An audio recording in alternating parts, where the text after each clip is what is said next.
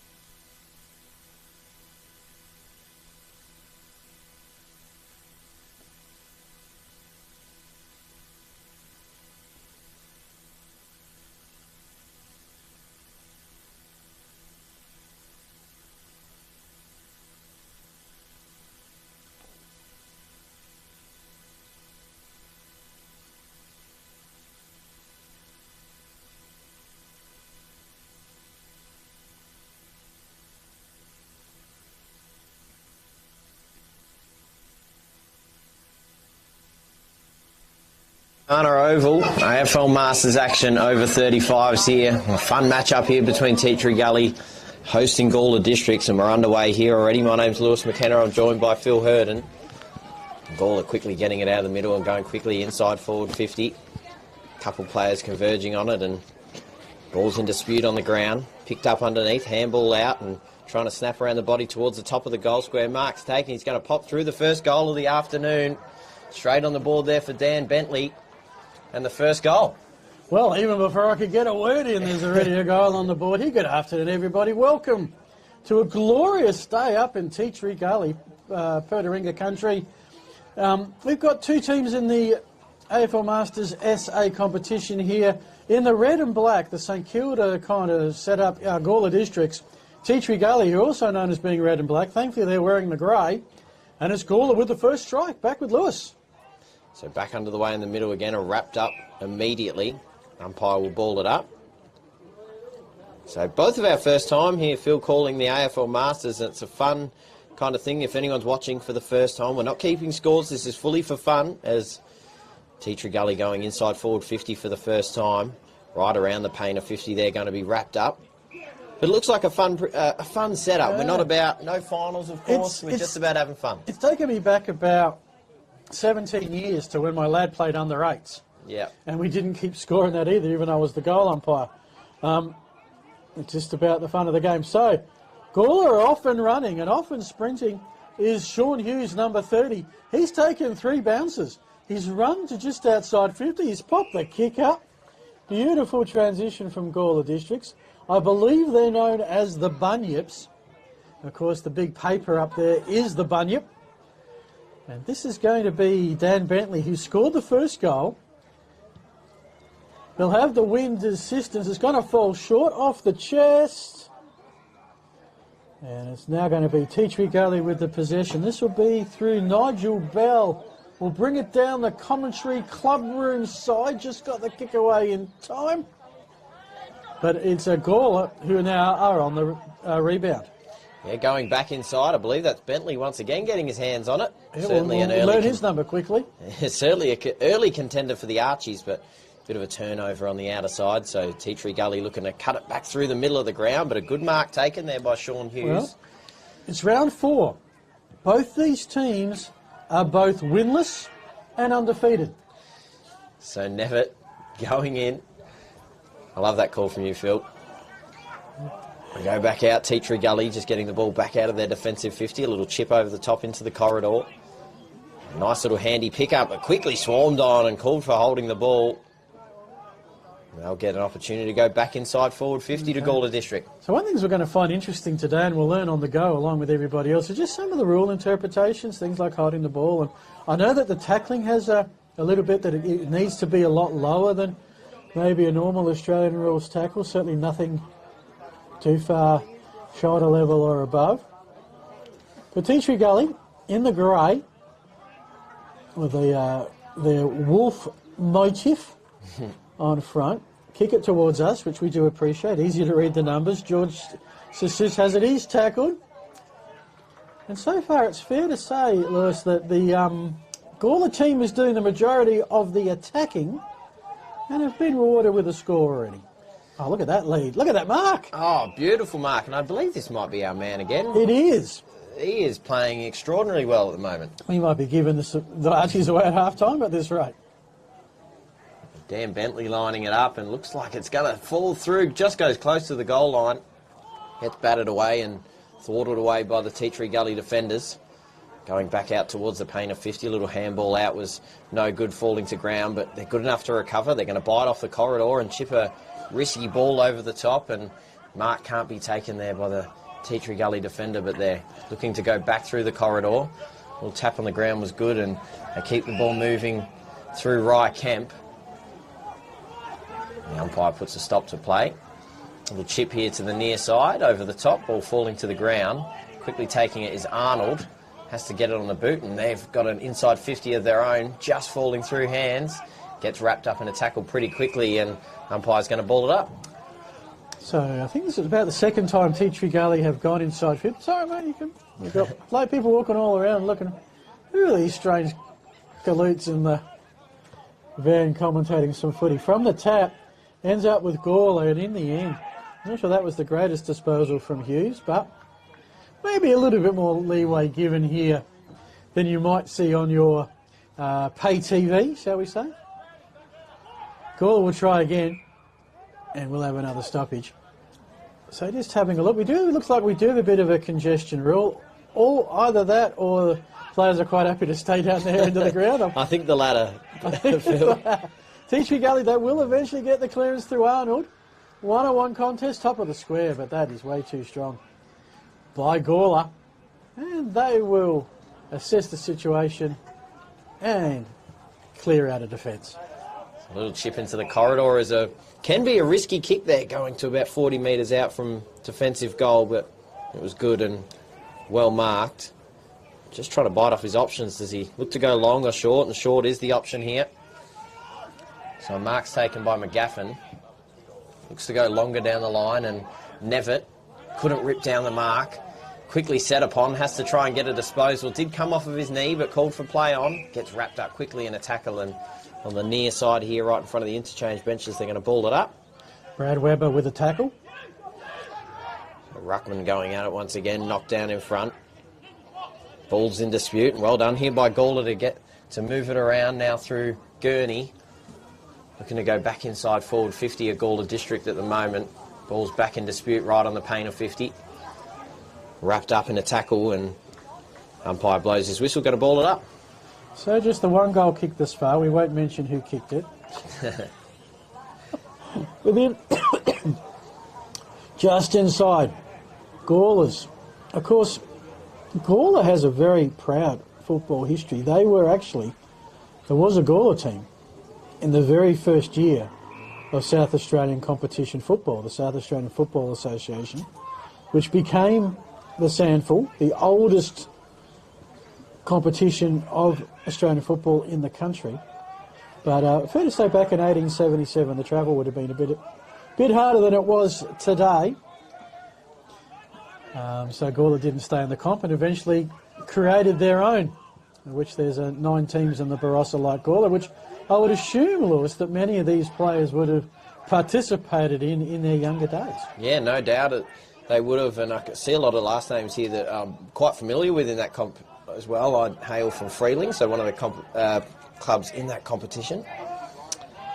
As Teatree Gully looked to deflect out of their back 50 and move long down the line. Contest brewing here, and good mark taken just running backwards. Oh, gets shoved to the ground as well, so I'm really surprised he wasn't given 25 there, Sean Hughes. That would usually be a scrag. I think that came with a warning, possibly. So Johnson chips the ball off, just tries to bite off a 45, falls to the ground. Teatree Gully get the handball out and doing well, moving it by hand. Krause, little chip ball over the top. And another mark taken there by our number 30 and Sean Hughes. He's been busy so far, Phil. He has. That's why Teatree Gully haven't scored at this point. Is the danger man who does have a goal in Dan Bentley. Knows from his last long kick that it was out of his range. Went for a bit of a little short dabber, which does fall a bit short. I've got a number there that doesn't match up, 57, so I knew there'd be 1 today. Because we've got a double header, by the way. This is the first of 2 games. This is in the path of Bentley. If he picks it up, he gets a shepherd. He'll get the... Oh, he got the kick away. It was beautifully smothered. Good to see players still putting body on the line for those kind of 1%ers. And then in the stoppage right on the 50-metre arc. Well, this is why Masters exists, I think, Phil. I think I'm actually not eligible for this competition at the ripe old age of 28, but I'm sure in a few years' time I'll certainly be around it. The competitive spirit lives on, and even though there's no finals, they don't play like it. They're just putting their body on the line. Teatree Gully now soccering it, trying to get outside of their defensive 50, but straight into the lap of Gawler Districts. A little chip kick inside. Bentley. Oh, no, it's not Bentley. No. It's a Bentley lookalike. Little kick around the body was good and into the lap of his teammate. And Jonathan Costa with the mark. Pretty well straight in front. Only has to kick it about 30 metres here, Phil. Ground conditions, it's beautiful blue sky day, but there is a wind and it's favouring Costa's direction. The ball's on its way. Looks like the goal umpire is not moving too much. Does pop it through for the second goal of the afternoon, and Gawler's on a march. Yeah. Looking good at this point. It's a good style of game to commentate. Yeah, I was wondering what we'd get. Having caught a bit of Div 1 Adelaide Footy League yesterday that had its scrappy patches. This is a little bit more open. And usually the kicks have actually found a target, which is good to see. I guess in some ways those kind of skills stay with you to a point. It's maybe the pace and the pressure that fade away, as the mind has great things and the body maybe doesn't want to keep up anymore. But Teatree Gully with the clearance. There's number 30, Sean Hughes, who's in the thick of everything defensive. And we'll throw it back. No bouncers in this competition. I think probably just as well. It's all ball up. I think everyone's AFL aspirations has passed them. High kick. Well taken by Darius Soroni. Tacking edge centre square. Direct some traffic. Deep inside 50. Off hands. No rovers at the front of the pack. We've got a bit of a coaching committee in front of us, but I think that's the stoppage. Yeah, Terry Gregory Turbo. We noticed on the back of his shirt. Turbo, one of our favourites, number 97. Gawler, I think this is an initiative that every footy league, because there was some talk about AFL players putting names on back of jumpers, which nobody really seemed to like, but nicknames I could get to like. Absolutely. I think the NBA have done it a few years ago. Phil, I think it's something you could catch on here as Gawler District go back inside forward 50, and he has an opportunity to try convert on another goal here. And he does. He pops through his second. Jonathan Costa straight away. 2 goals here in the first quarter. We talked about players moving up the ground. I think it's a fair assumption to say that Costa's opponent moved up. Costa said, feel free. And when the ball came back, hey, look at me, I'm all by myself, and he slots the second goal. Do you think in a Masters comp, and obviously I've played a fair bit of Resi's footy along the way, you tend to get some of the older guys, they go, right, rest me up forward. Do you reckon the fight to be in the front six really is on with these Masters games? If I was a Gawler player, I'd like to be up forward at the moment because there's been a fair bit of ball there. Can get a bit lonely, having been my footy experiences as a goal umpire, and I can tell you that sometimes it can get pretty lonely if it's all down the other end. Thankfully, every score at every end you have to do something with. But, yeah, and that's the one thing you don't want to see, a little bit of a tweak. Numbers are interesting. Now it's 18 on the field. I'm checking with our umpiring expert. Okay. All right. I just got some signals. Right. Louis understands this.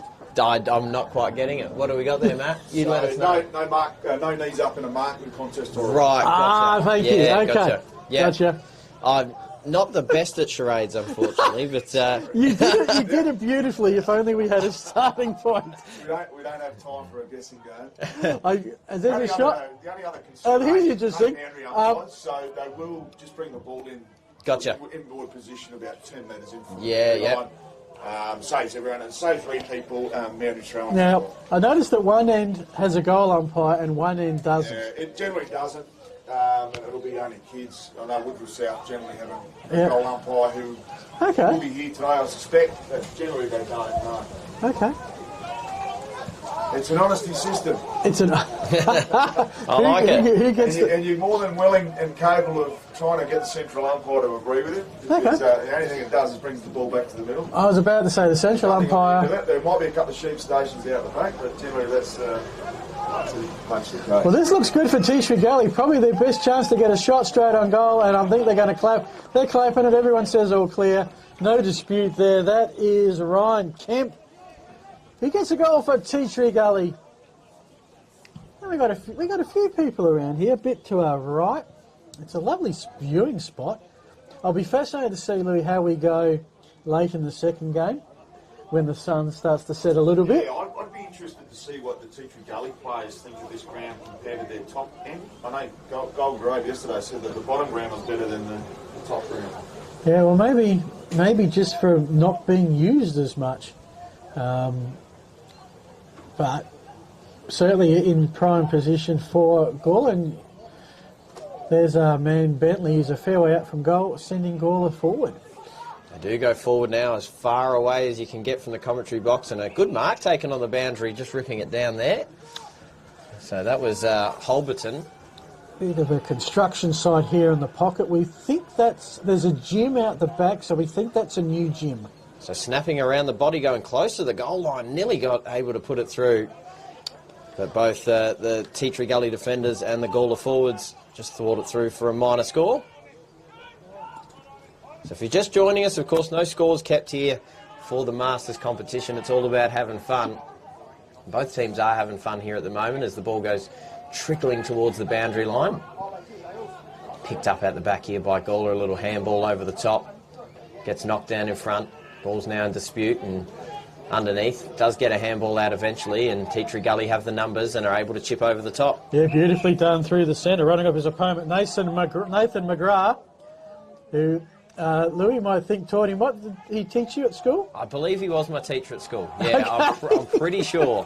Well, do you need some payback from something that happened at school? Here's your chance. Full circle.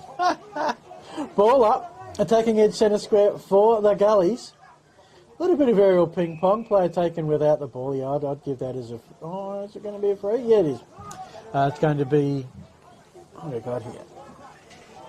44. That'll work. Darren Marshall. Goes to the outer side. I'm a little bit worried if the breeze carries it to that side. This is Greg Pugliese. I think there's a bit of a drop on the other side, a bit like Edge of the World stuff. And if the ball goes over there, it might be a while fetching it back. Now we've got a centering kick to the top of the square. Gawler have some numbers, but Teachry Gully there, we'll see it out of bounds. Now, what I don't know is, do we have a last disposal rule? No, it's the old school, well, old school players, old school rules. But looks like it did come off. Okay, what are we doing here? Going to be a ball up. Yeah, okay, they are balling up. I was about to say old school rules. That wasn't out of bounds on the full. So, Gawler threatening and ruck infringement, and will be Teachry Gully ball. We'll go the way of the big man for Teachry Gully, and that is Matthew Hine. So quickly retreating out of their defensive 50, go Teachry Gully, and does quickly get knocked over, so umpire's going to ball it up. Around 55 metres around from Gawler's goal. A beautiful day here. At Belcana. Real chill, isn't it? Yeah. That chill kind of atmosphere. Yeah. There's always a family atmosphere for the Masters AFL. Yeah. And I think you're seeing the as Gawler go forward and marked by Teachry, you're seeing not the extremities, but you're seeing the spectrum of community footy. Earlier today would have been the under 8s, and we saw an under 16s game. As that one is kind of shanked it. And then we've had the women's, the girls are up the back, and now we've got the Masters as Coonan with the kick. Oh no, he's going to give it to someone else. I wonder if that's the captain. Might have overrode the decision there. So that kick looking in the Costa direction. Bentley had it, lost it. I think they've worked out. Actually, correction, that was Adam Brown. Wearing a 75. We're going to see some great Adelaide Uni style numbers today. We've got a 97 out there. We've got a 97. I would assume that in some ways players can pick their number. So underneath here, Teachry Gully looking to clear and get it back towards their forward 50, coming to the near side, and a little bit of space here for Gawler to get to work through. That number 97 in Terry Gregory, but gets wrapped up quickly, thrown out there by Nathan McGrath, but called for a ball up. Our man Turbo, Terry Gregory down there. Well, they got a touch. That's it, we love it. I feel like we're going to pick our favourites here throughout. We are. Well, we do have to pick one favourite. We've got a set of Archies and a post-game interview to do. And this apparently comes with an audience because we interview one player, but the others are all around. Yes, so, Yes, that's it. so Gather the troops. no pressure. That's where I usually delegate such duties. So ball up, gets knocked down in front here for Teachry Gully. Turbo couldn't get it that time, but it quickly gets into the hands of Sean Hughes for Gawler. Going long down the line, a bit of a one-on-one foot race here. Teachry Gully have the numbers and opted to just kick a little short kick up the ring. They quickly move it on, have another uncontested ball up there, but kick had a little bit too much heat on it, goes out of bounds. I think it just went out on the full there, carrying the head of Luke Haynes. Yeah, well, that's the decision. Pitching a little bit of a... Oh no, going to be a stoppage. Oh yeah, there you go, must have bounced just on the line. So Teachry Gully an opportunity to try and get back inside forward 50 Yeah, here. I like it. It's right in front of us. Thanks to Filming Footy, AFL Masters in South Australia. This is an over 35s competition to northern, I don't know, rivals is the right word to use, but two northern clubs, Teachry Gully and Gawler District. One thing about this competition, 19 teams in all. It's not just the Adelaide metro area. Looking forward one day, we're planning a road trip. We're going to go up to Lirrup, call the Riverland in action. Be easy to get a leave pass from the wife for that, make a weekend of it. A couple of bin chickens on the far side. I only mentioned the bin chickens because that's part of our Filming Footy Div 1 intro. There's a herd of them there. Might get disturbed in a minute depending on which way the ball travels. Oh, two players just clashed there, maybe a bit of head contact. Yeah, that's not good. Now, it's flat 20-minute quarters. So, looks like a free kick's been given to the Gullies. Luke Haynes. Now, he's going to say, I can kick this. No, he realised that look at he couldn't. A little on the high side. Gawler ball. The defence has held up pretty well. I think they've only allowed the one Teachry Gully goal so far. And now the umpires are... that is quarter time. There we go. We don't have a timekeeper. The time is kept by the umpires. Flat 20 minutes. So there you go, Liz. You have called your first quarter of AFL Masters football. Well, it was a lot of fun, to be honest. I wasn't knowing what to expect coming into this one, but it was a lot of fun to see them really have a red-hot crack as well. Yep. You wonder, kind of, obviously, with no finals or scores or anything like that being kept, how hard they're going to go at it. You wouldn't know by watching it. A couple things, yeah. Just when we gather the troops in to do the end-of-game interview, we would generally interview 3 and 2 or 3 from each team, but generally the best on play, then they'll be favourite characters. Doesn't have to be the best on ground player, like the 3-2-1 unit. We pull characters that might just, they're a bit larger than life out there. They're a bit of a cult figure within their group. Yep. Do something a bit weird. Do something a bit. Get out there, yeah. Cool. And Tony's, not that we're in a position to take this so far from the but sometimes we just grab someone and we interview them on the bench. You can mix it all up according to what you want. You can call from here and that's fine as well. But there's, as I said, there's nothing with the knees up. I think that's the only rule. Bring them in closer. Cool. Alrighty, we will take a break. Get a breather for a couple of minutes. Be back with the second quarter very shortly. You're watching the AFL Masters SA. Thanks to Filming Footy. Sorry, guys. That's okay. I don't think I said anything out of shot. No.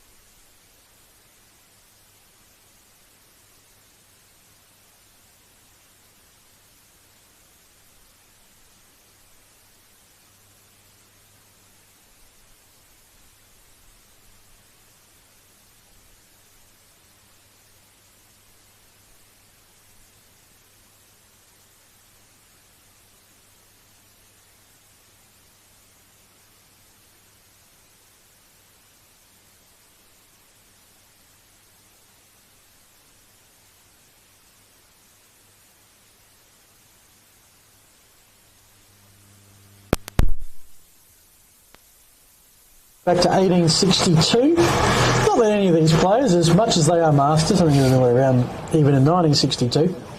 But over 50s is another brand of competition. This is the over 35s, 19 teams. So during the course of today, around the state, 9 different games. 2 of them today. Coming up a little later would be Modbury and Woodville South. We're ready to start second quarter. It would be Teacher Gawler going to the left of screen, Gawler to your right. And your caller is Lewis McKenna. Thank you very much, Phil. Having a lot of fun here watching the Masters get to work, and Gawler quickly out of the ruck, getting the tap down in front and quickly soccering the ball on the ground. That's our man right there, Bentley, probably the leader, you would have thought, for the Archies at the end of the game at this early stage. It does turn the ball over and Teacher Gawler get an opportunity going inside forward 50. Snap to a one-on-one contest here. McGrath's close to it, trying to soccer it along the ground. Bodies go falling to the floor, but they're able to soccer it through anyway. The cavalry arrived, and they've done well, just soccering along the ground. The reason I'm laughing is that I'm continuing my habit of calling footy. What have we got? Paul Ostie? No, it was Adam Gladwell. Adam Gladwell. Habit. A situation like that, what do? You look for where the goal umpire is. Yeah, that's it. And they're like, where's the goal umpire? Hang on, there isn't one. There's going to be a little bit of adjusting for us. I think it is. Hey, look, I reckon this game is even more free-flowing than the Adelaide Plains Footy League I called yesterday. I'm filming footy. Yeah, certainly freer than the game that I called yesterday. And it looks like the left-hand side is the scoring end. Without giving a score, Gawler did score more than Tea Tree Gully, especially early in the quarter. Gullies get one back. Probably, I think, pretty even score. Oh, what's happened here? The umpire thought the umpire got attacked by a bee for a moment. Bit of congestion around the ball. Let's just see how this sort of works itself out. In the end, some tunnel ball. Intercepted nicely by Hughes. Picks it up, just got the kick away. Over the top, looking for Dolwitz. He gets it out in some space. Trying to set up the loose player in the snap. Kicked by Kerr into the hot spot. Tea Tree Gully just trying to keep it out. Oh, barely. I think that's going to be a free kick. Yeah, looks like it. Provided he can get up. In fact, is it Bentley? It is, It is, okay. So this will be interesting. Oh, he knows he's too far out the score, just puts it up like a sand wedge. Hot footy at the 50. I'll pass to you in a sec, Lewis. I can do that now because Tea Tree Gully are going to clear from their defensive 50. So going back through the corridor and ball now going to ground once again. Gawler handballing it out. Finding a teammate, Nevitt. Chipping it through into the forward 50. Luke Haynes has had a fair bit of the ball so far. Chips the ball over the top. And a hat kick into space here and a bit of a foot race ensues. Going close to the boundary line does eventually trickle over, so umpire's going to come across and ball it up. So they do, if you just joined us, of course, have no boundary umpires here. Umpires do all the work and they bring the ball back in, about 10 metres in for a ball up. Actually, I noticed that the players do all the work. They go and fetch the ball and give it back to the umpire, which is good to see. And it's good that they actually get a week off here as well in the Masters competition. They put in there all for 2 hours and then they have 14 days off.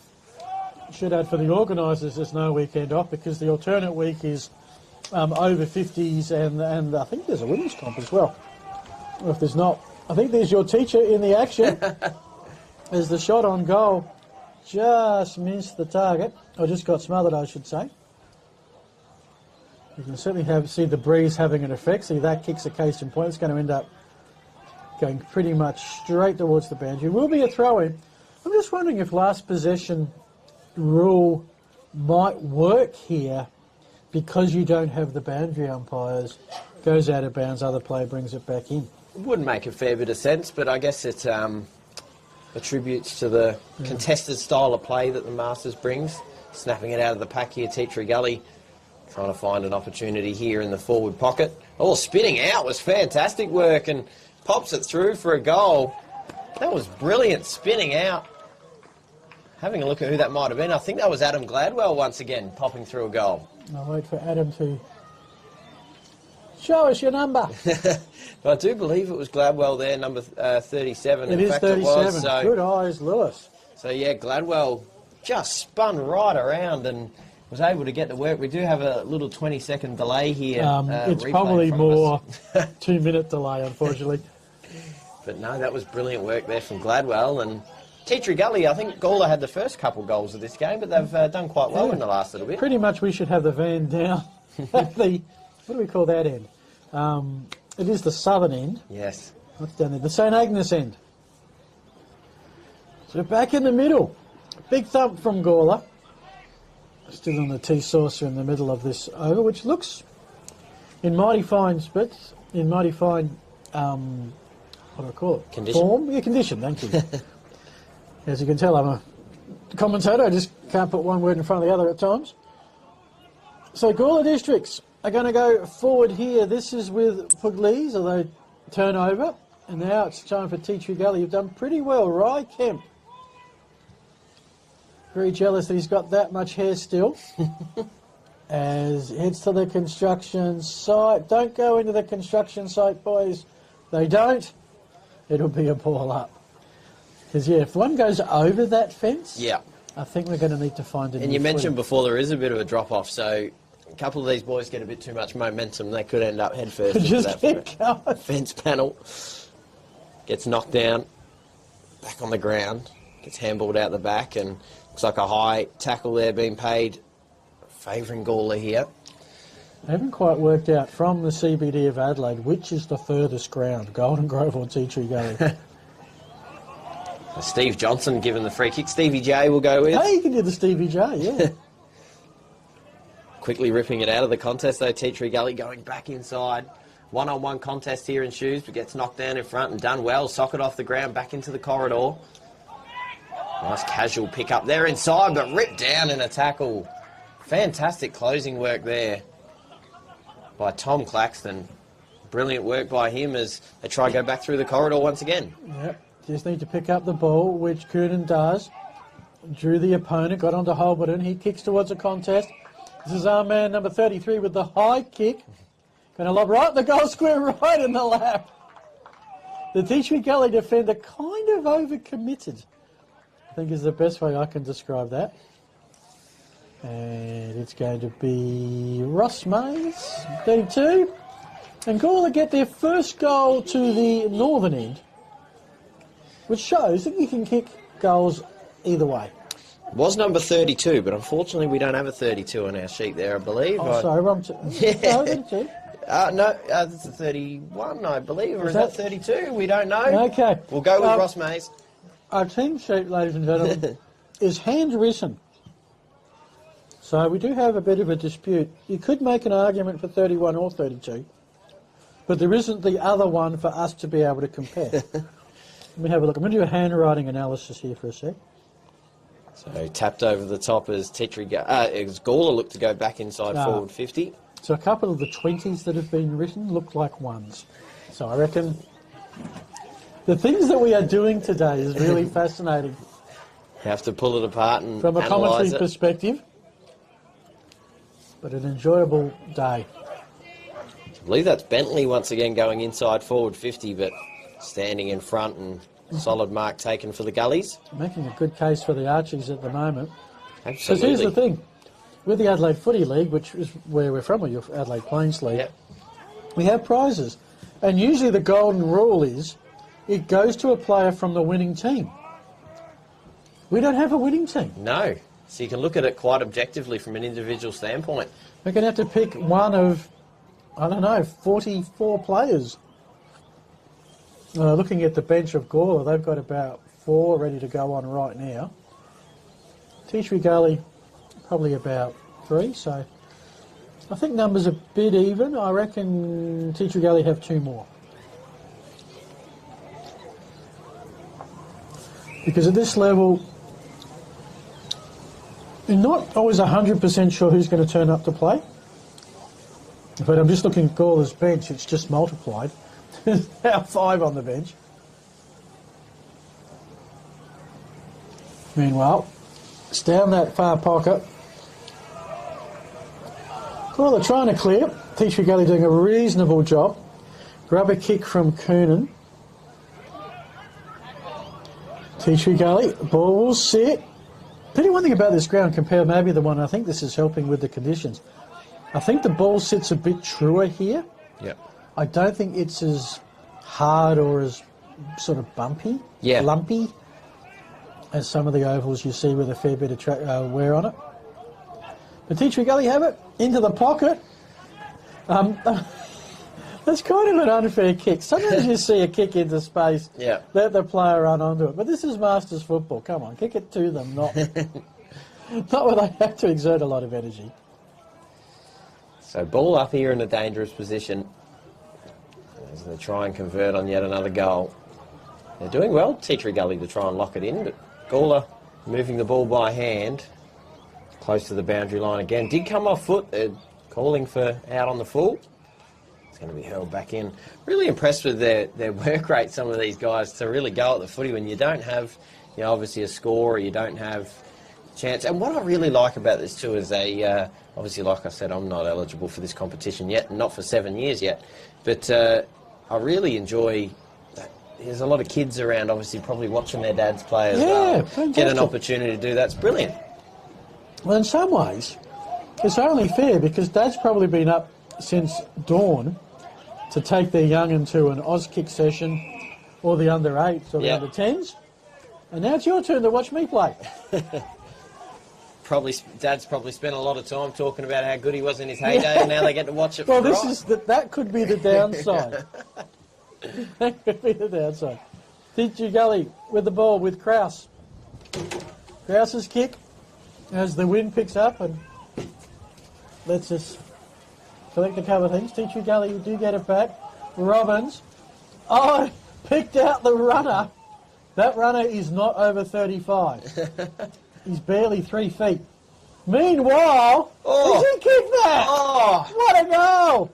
Right, Kemp from the cricket net has delivered a highlight. As you may have heard in our backroom discussion at quarter time, we may be interviewing a couple of players. We may just have to have a chat to Rai Kemp about, well, it would be fair to say he's been the goal of the day. I wouldn't dispute that at all. It's been a couple crackers. There was a really good goal earlier on to Adam Gladwell, but I think Rai Kemp has him covered there. It was a brilliant finish from the boundary. Probably a little wind assisted too. We just had a couple gusts of wind blow right in that direction. He just had to hang it out near the goal square and let the wind do the work. And do we give a score assist to the water boy? Improve the target. Back in the middle. Okay, what do we got here? Umpire there, and the umpire off the ball here is called a block, I believe. I did hear yelled out, so yes, they have called a block. So in the ruck, they get a free kick out of it, and quickly moving down the line. That's a long kick. Absolutely. Bouncing Lets a bit of the breeze do a bit of the work as well as Gawler try and move the ball by hand, but it does trickle out of bounds. There is, quite gusty kind of wind blowing to the left of your screen as well. So I think gusty's the word. 1 minute it's okay, next minute it just blows everything over. Gives you the false sense of security. So right in the pocket there, gets knocked down in front. Getting the handball out there, Gawler, and the bunyips get a bit of room to chip the ball across. Just beats everyone and does trickle out towards the boundary. Eventually gets knocked back, and the Gullies now to try and retreat. Gets down to the ground again. Neither side able to get their hand on the ball and get a disposal out of the pack, so the umpire's going to come in and ball it up. I'm actually surprised more sporting teams aren't called the bunyips. Bunyip, it's a good name, isn't it? You know, ferocious, feared, a little bit of mystery about them, so you can get creative with your logo. But anyway, it is said bunyips kicking across the field, where players will meet this ball from all direction. In the end, a really nice pickup. Comes out the way of Gray, in the Gray. Bouncy kick inside 50. It's another turnover. You can, look at the breeze take that, as we do have a gust come up. Good mark. But in the end, it's a pinpoint pass. Perfectly for Marshall. He tries to centre it a little bit. Running interference was Robbins. Soccer off the ground that will go straight in the air, not 15. Kemp to Gray. They keep picking out of the staff. They're running on the field. Nicely ducked by Logue. He goes with the long kick inside 50 with the wind at the back. Kemp is lurking. He wants another big goal. And in the end, holding the ball. And the Bunyips under a bit of threat, but they're holding fast at the moment, as it's with Daniel Gurney. So Gawler, much of this game being spent in their defensive half, looking to try and cross that point now, and we're right on centre wing. There's our man Turbo under it once again, but call for a ball up, right here on the near side. So Ruckman look to go at it. Brings it in a few metres, just wants to give both teams a bit of space to use and dispose of the ball high, and knocks the ball down and quickly picked up by one hand as well, just dances around his opponent, and a little chip ball was good, but does get trickled out of bounds eventually. They're really targeting that flank area there, but it's right where the breeze is pushing it towards the boundary line. And I think the reason for that is that if you had started the ball in the centre of the ground, that is the spot that the breeze takes it to. It is to the southern end, but also coming east, so it's from the northwest, which is fine for us. We get a reasonable look at it from here. very rare that I call on the east side looking west. So I'm actually enjoying the fact that we're having the breeze coming this side. Apart from the fact that it's trying to knock over all of our equipment, Phil, it's been quite a nice breeze blowing through as it does go close to the boundary line. In fact, it does carry, so they've called it themselves, which is good honesty system there by Dan Bentley. Just stood straight on the line and said, yep, we'll give that ball back. Little chip kick over the top, and done well to take him out of it there, Tom Claxton for Gawler. Fighting underneath and scrapping, but eventually pulled away. A little kick over the top, trying to find the ruckman, Hine, and does eventually trickle out of bounds right in front of Gawler's bench. Be interesting to see what they do at half-time. I have a suspicion that half-time might not be as long as it normally is. Yes. I'll stand corrected. But just the fact that it's a 2-hour time slot, 80 minutes of action, that leaves 40 to turn the game over, 14 for quarter. Yeah, it's not a lot of time to fit that in for half-time. We'll find out. It's not too far away. Of course, the players obviously had change rooms to get changed, but they've been out here sort of warming up in pockets and then coming onto the field. So a little bit different than footy games that you would normally see in that regard. It'd be Modbury and Woodville South using those change rooms after half-time because they are the second match. We've got Modbury's team sheet. We're all set to go for the Hawks. Woodville South we hope will get in due course. Nice little turn by Tea Tree Gully. I think that was possibly Jacob Easter, but sun right on that number.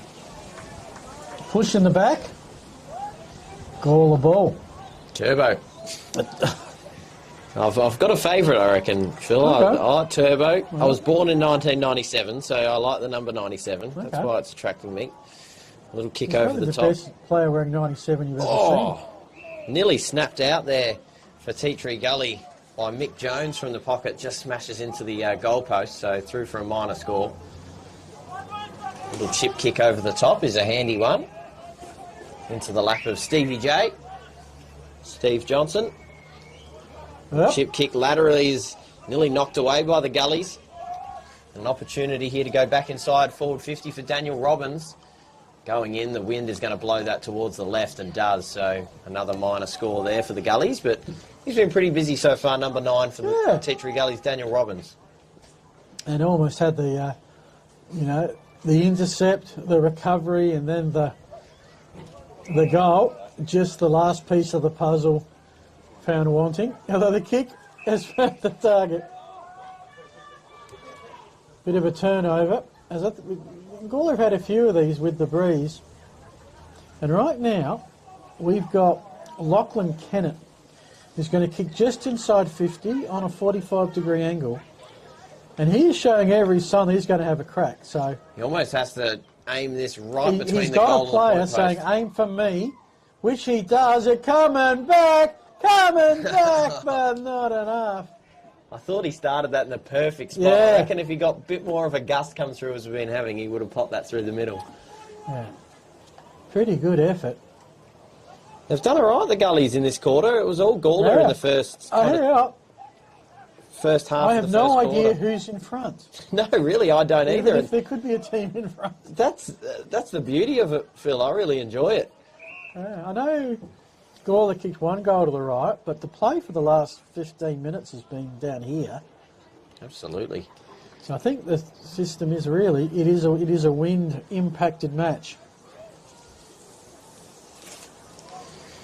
So a ball up here, about 40 metres out from Tea Tree Gully's goal. The wind just blows that one about 5 metres laterally and a snap out of the pack. It's really having an effect now. It really is.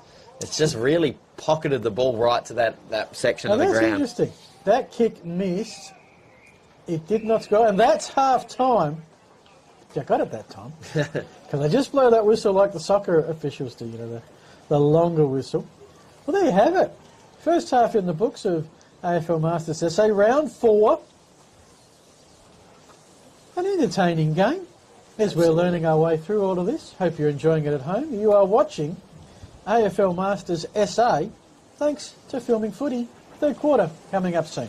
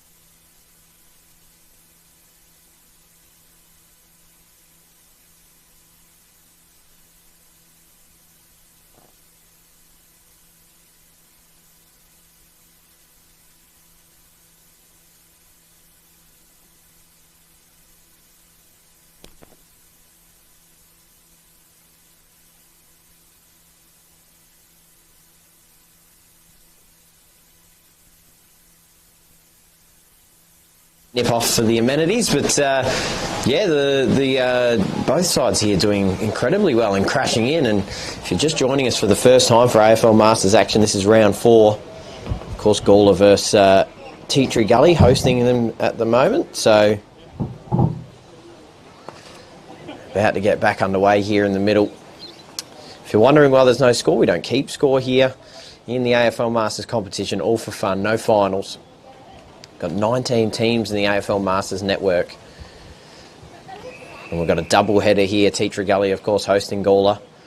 We've got Modbury and Woodville South after this one, as quickly Gawler getting the clearance out of the middle and a one-on-one contest ensues, quickly snapping out of the pack and right towards goal, through for a minor score.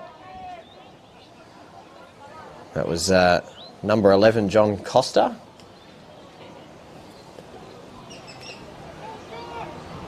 So quickly chipping out of the pack there, out of the middle goes Teacher Gully.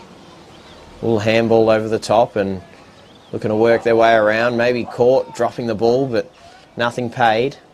Have to try and quickly get the handball out here, Teacher Gully. They do well to stand up in the tackle and a little chip kick out. Trying to find Rye Kemp, but just goes a little to his left. Gawler out the back of the pack now, turning and spinning around through the contest, now going back inside forward 50. Trapped well by the Gullies and going back out of their defensive 50 once again, but it's marked by Gawler, trying to go back in and intercepted by Rye Kemp.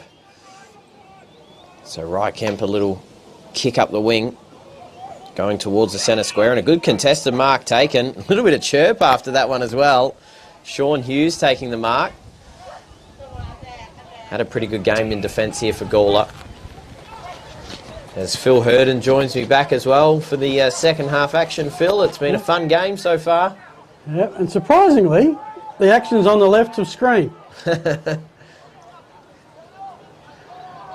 So back towards the goal square.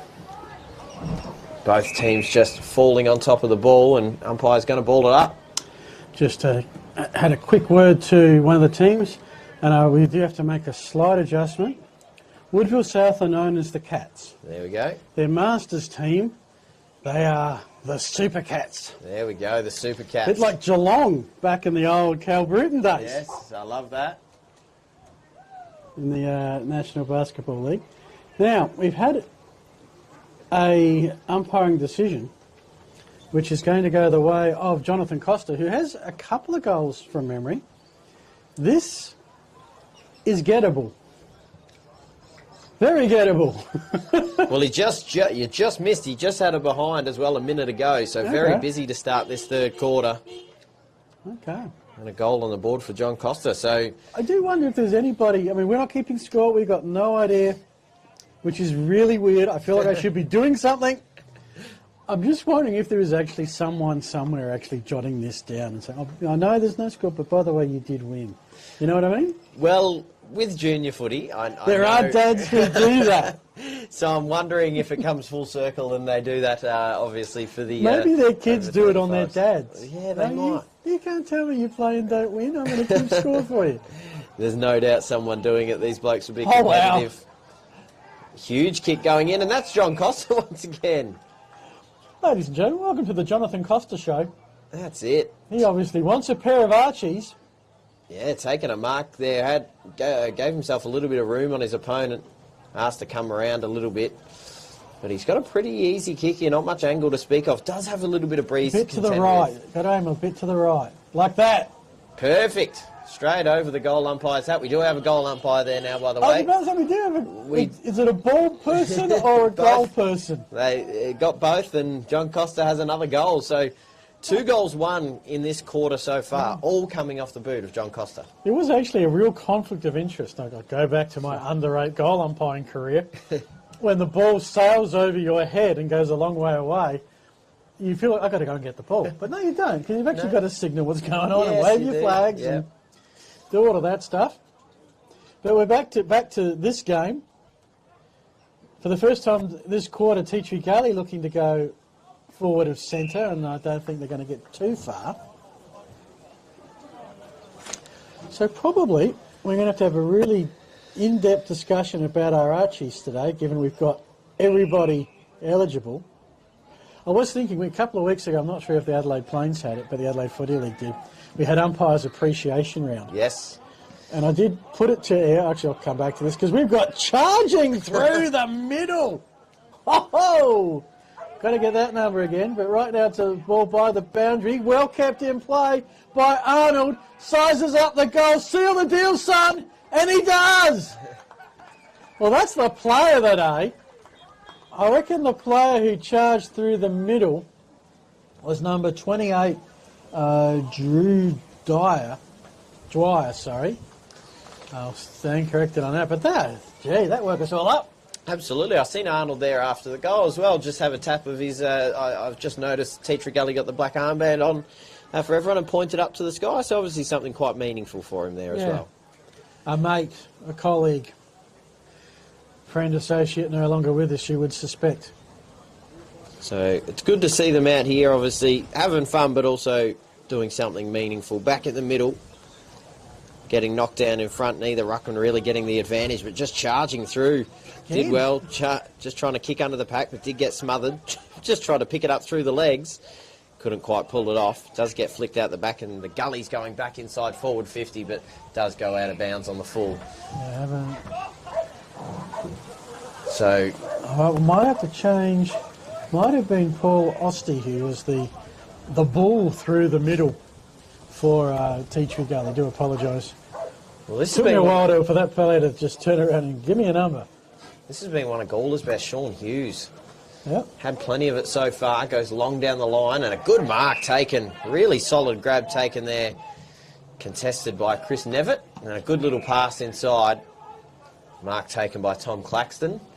Going long, 30 metres out, dangerous position. 2-on-2 possession gets converged on by a bunch of players now. Oh, handball over the head was handy. Kemp once again, easy to spot with the dreadlocks, of course. Yep. Handball out the back, and Teacher Gully now trying to move the ball along the boundary line. I was just thinking about, normally as commentators, as we're trying to find players, we go with whatever sort of stands out. You mentioned the dreadlocks of Kemp, which makes it easier. Sometimes it's unique bleaching of hair. I don't think we're going to have any of that at Masters level. Or it's the long sleeves, or none of that today. Sometimes it's the coloured boots. But it looks like most of the boots, they're pretty traditional, black or white, not a lot of colour out there. I haven't seen anybody go with the, the radiant orange or the fluorescent green yet. It's the first footy game in quite some time. I haven't had a pair of fluorescent boots on there, to be honest. And as expected from the Masters, and a really solid grab taken there as well. Number 16 for Gawler there, Bujella. And intercepted there. I believe that may have been Kemp. So, a little chip kick over the top, trying to find his teammate. Just a little bit too much heat on it. Does go close to the boundary line and able to keep it in of the Gullies. A little handball underneath was solid, and he's got a little bit of space to go. Takes one bounce. Goes long down the line, gets a hip and shoulder after it as well for good measure, and the whistle's being blown behind it as well. That's a free downfield. Yeah, it looks like it has been paid. It was Sean Hughes getting the body through, and there's our goal kicker, Andy Arnold. A little chip kick over the top, trying to find a teammate. Good body work there, but couldn't take the mark. Spinning out of the contest was good there from Bajula. And a stoppage, so a ball up inside of Teacher Gully's forward 50. All right, well, bathed in sunshine, but you'd be a bit chilly because that wind is, adding a wind chill factor to this game, plus a little bit of interest trying to kick for goal. Kick across the body by Robbins. We're at the top of the square, needs a nice snap. Dobbed it. I'm going to give that to number 11, Chris Eyre. Not the easiest to kick, didn't have a lot of space to move into, but kicked truly. This is a really even contest. It is. Yeah, I wasn't sure what to expect coming into this one. We didn't have the luxury of obviously being able to see previous scores from previous rounds, given they're not kept in the Masters competition. But these two teams are going back and forth. Well trapped by the umpire there too. All this prep we want to do, like, what's the form line coming in after 3 games? And there isn't one. Okay. As I think we're both commentators that do like a little bit of prep. We just come into this game feeling naked. It was exactly right. So you knocked down in the middle. Teacher Gully, a little bit of momentum now. Kemp, certainly been one of their best. Just balks one and chips the ball to the top of the 50. Well defended away there by the Bunyips. Little handball over the top was good, and they're able to get a free-flowing ball inside their forward 50. Just made his forward work a little bit too hard. I don't care what level of football it is. That was just too audacious. Even with Scott Hobbleton, even if Scott was Usain Bolt, I don't think he would have got to that one. So we have the ball just inside the 50-metre arc, fairly congested area. Tap down to Hobbleton, who's going to get it right now, or had it momentarily. The Gawler player is tackled by 3 in the gullies. We'd love to get 2 in a row into the breeze. I don't think the team's done that today. Sort of in the vacant secondary club rooms area that's not needed to be utilised today. Interesting complex they've got up here. They've got tennis. I think we've got cricket. Yeah. Gym. We definitely have a gym. And a second single-storey club rooms, which you can see just in the background. That interesting when they would use that, given they've got the one here in the pocket between the two that sort of gets used by all levels. Okay, bit of space created now from that. That was Johnson onto Bentley. Haven't seen it for back to Bentley. He may have gone out of Archie's contention, looking to get back into it right now. But Tea Gully's defence holds up for the moment, although it's 2-1 Bunyips. Bit of shepherding needed. Puglisi just the kick. You get a feeling a stoppage is not far away. Although Claxton gets the kick away. Actually, it is Claxton. And I'll throw to you, Louis, with the Bunyips about to go inside 50. And they are going through Bugella. Close to goal now, going onto it, trying to kick his third of the quarter, and does straight away. Jonathan Costa. He has been dominant. I reckon he has his hands on a pair of Archies at this point. I reckon he's got one toe in them at the moment. He has been fantastic. He's kicked 3 goals, 1 alone in this third quarter. I believe he had 1 before that as well. Yep. So I think we're going to credit him with 4 goals to this point. But he has been phenomenal so far in this game. And the spirit of the game, we're not keeping track of goal scorers because then we'd have an idea of how many goals we kicked. That's true. That's true. I've got to get my mind off of that, Phil. No, I think you're right. But on the flip side, we have to work out a best on ground. It's a tricky complex, isn't it? It is. It's a tricky complex. So back in the middle, getting knocked down. It was good and well done by Kemp. Quick hands. Oh, and a good solid tackle laid there. Right in the cricket pitch. Done well there, Bugella. That would have been tough. Little chip kick over the top is good and marked by Dalwitz. Has a short option off to his left, but he decides to go long down the middle instead and lets the wind do a little bit of the work. Comes out the back there and a few numbers there for both sides, so it's just going to fall on the ground and wrapped up in a tackle. The man with the white mullet down there, Sean O'Shea for Tea Tree Gully. A white mullet. I love it. Indeed. Tea Tree Gully, the tap, kick around the body by Bajaja. It's in, it's going to be in the Costa direction. And in the end, some pretty good work actually by Darius Cerrone to see that over the line and a behind with that Tea Tree Gully ball as the wind continues its strength at the 50-metre arc. Umpire seen a free. Interesting, the umpires here are giving a little bit more of an explanation as to things, which is good to see. The rules so far haven't been all that different, I don't think. Apart from the fact that absent boundary umpires and that sort of thing, goal umpires, it's all been pretty well normal footy, really, hasn't it? Yeah.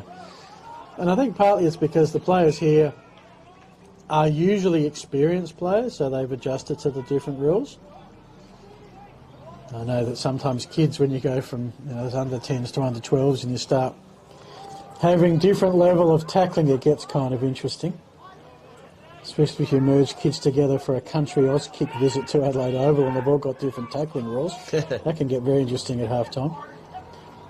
Ground level, good pickup. Give that one to Robbins. But here comes... Oh, that was fantastic. Clayton Shaw must have a big mitt because he held that ball in one hand, got the hand pass away. Bit of pace coming out of defence by Tea Gully towards the Gawler bench. Takes a severe right-hand turn out of bounds, which will be a throw-in once everybody comes back. So umpire's going to ball it up here. Certainly had most of the footy here, Gawler, in the and most of the space here, obviously with a bit of wind assistance in the third quarter, but Tea Gully have certainly given it a fair crack as well. Ruckman picks it up out of the pack and just balks a couple, decides to go long down the line. A little bit of a hospital ball here, and leading straight at the footy was the Bunyips. And Daryl Gurney snaps it out of the pack, and an uncontested mark here taken for the Gullies, able to retreat out of their defensive 50. The chip kick over the top is a little dangerous one and falls into space. The Gullies have the numbers and able to snap the ball back out. The one-on-one contest does fall out the back, and Daryl Gurney back onto it for the Bunyips. Gets wrapped up in a tackle and going to be a ball up centre wing. Yeah, true centre wing on a blue sky day. Thanks to Filming Footy, giving you not a game of the round, but normally a double header of the round. Coming up a little later, with this one started 20 minutes late due to a slight scheduling change by Sandford Juniors. So might be a tight window between first and second game, especially if it's a fresh set of umpires. That's usually what you have to give the rest time to. So, well, we'll be here as long as they're playing. Stoppage 50 out. I think the speed of it's starting to slow down a little bit as the fatigue for a third quarter. Didn't really have a huge half-time break to rest up. It'll be interesting to see who's running on the spot come the final quarter. Interesting concept again, playing every fortnight. It's something they do in veterans cricket as well. Give the body a chance to rest up, Phil. Yeah, and you know, at this age you've probably got some other commitments, so committing to every Sunday or every Saturday is a problem. But every fortnight, yeah, that's doable. Round 4 of the season.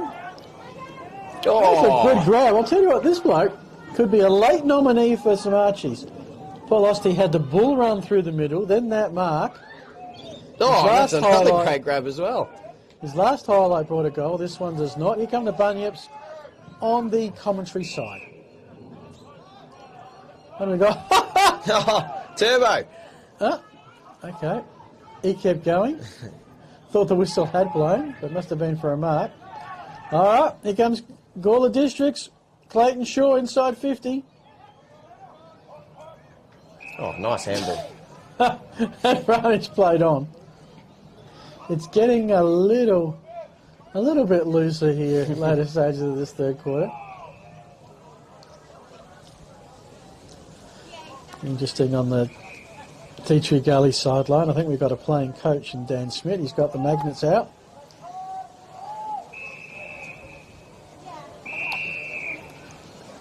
And that looks like three-quarter time. And that is three-quarter time. The quarters go quick. They do. And it's usually where I feel like, and here's the score, and here are the goal kickers. We'll be back with a climactic final quarter. Who's going to win? No one. With Louis McKenna and Phil Hurd. A beautiful Sunday afternoon in Tea Gully. Hope you're enjoying AFL Masters Footy. Thanks to Filming Footy.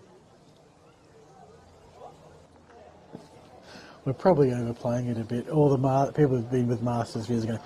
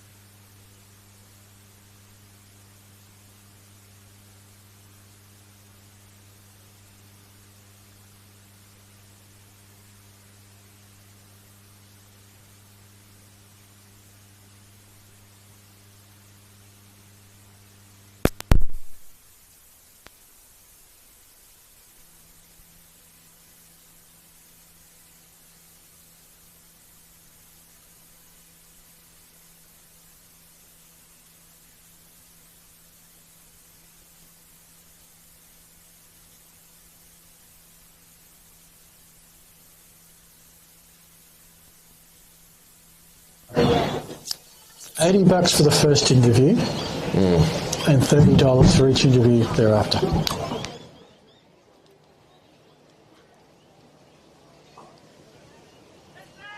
Welcome back. Vulcana Oval Straight. Final quarter of our first Masters game. There is one coming up afterwards. It's Modbury and Woodville South, the Supercats and the Hawks. Tishy Gully will get the breeze to come home with. Kicking to the left of your screen in the grey. Gawler in the black and red stripes. You see a little like some Saints there, so Saints and Bunyips. And we're back underway, and you're with Louis McKenna. Little hand pass out the back, and Kemp. It's been handy in this one, Rye Kemp.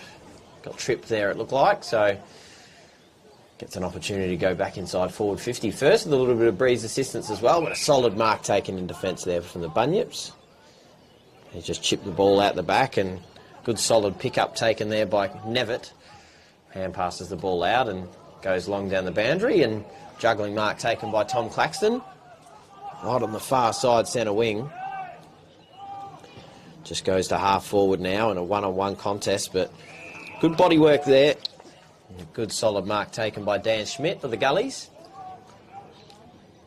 Thought about the short option, but decides to hold it up.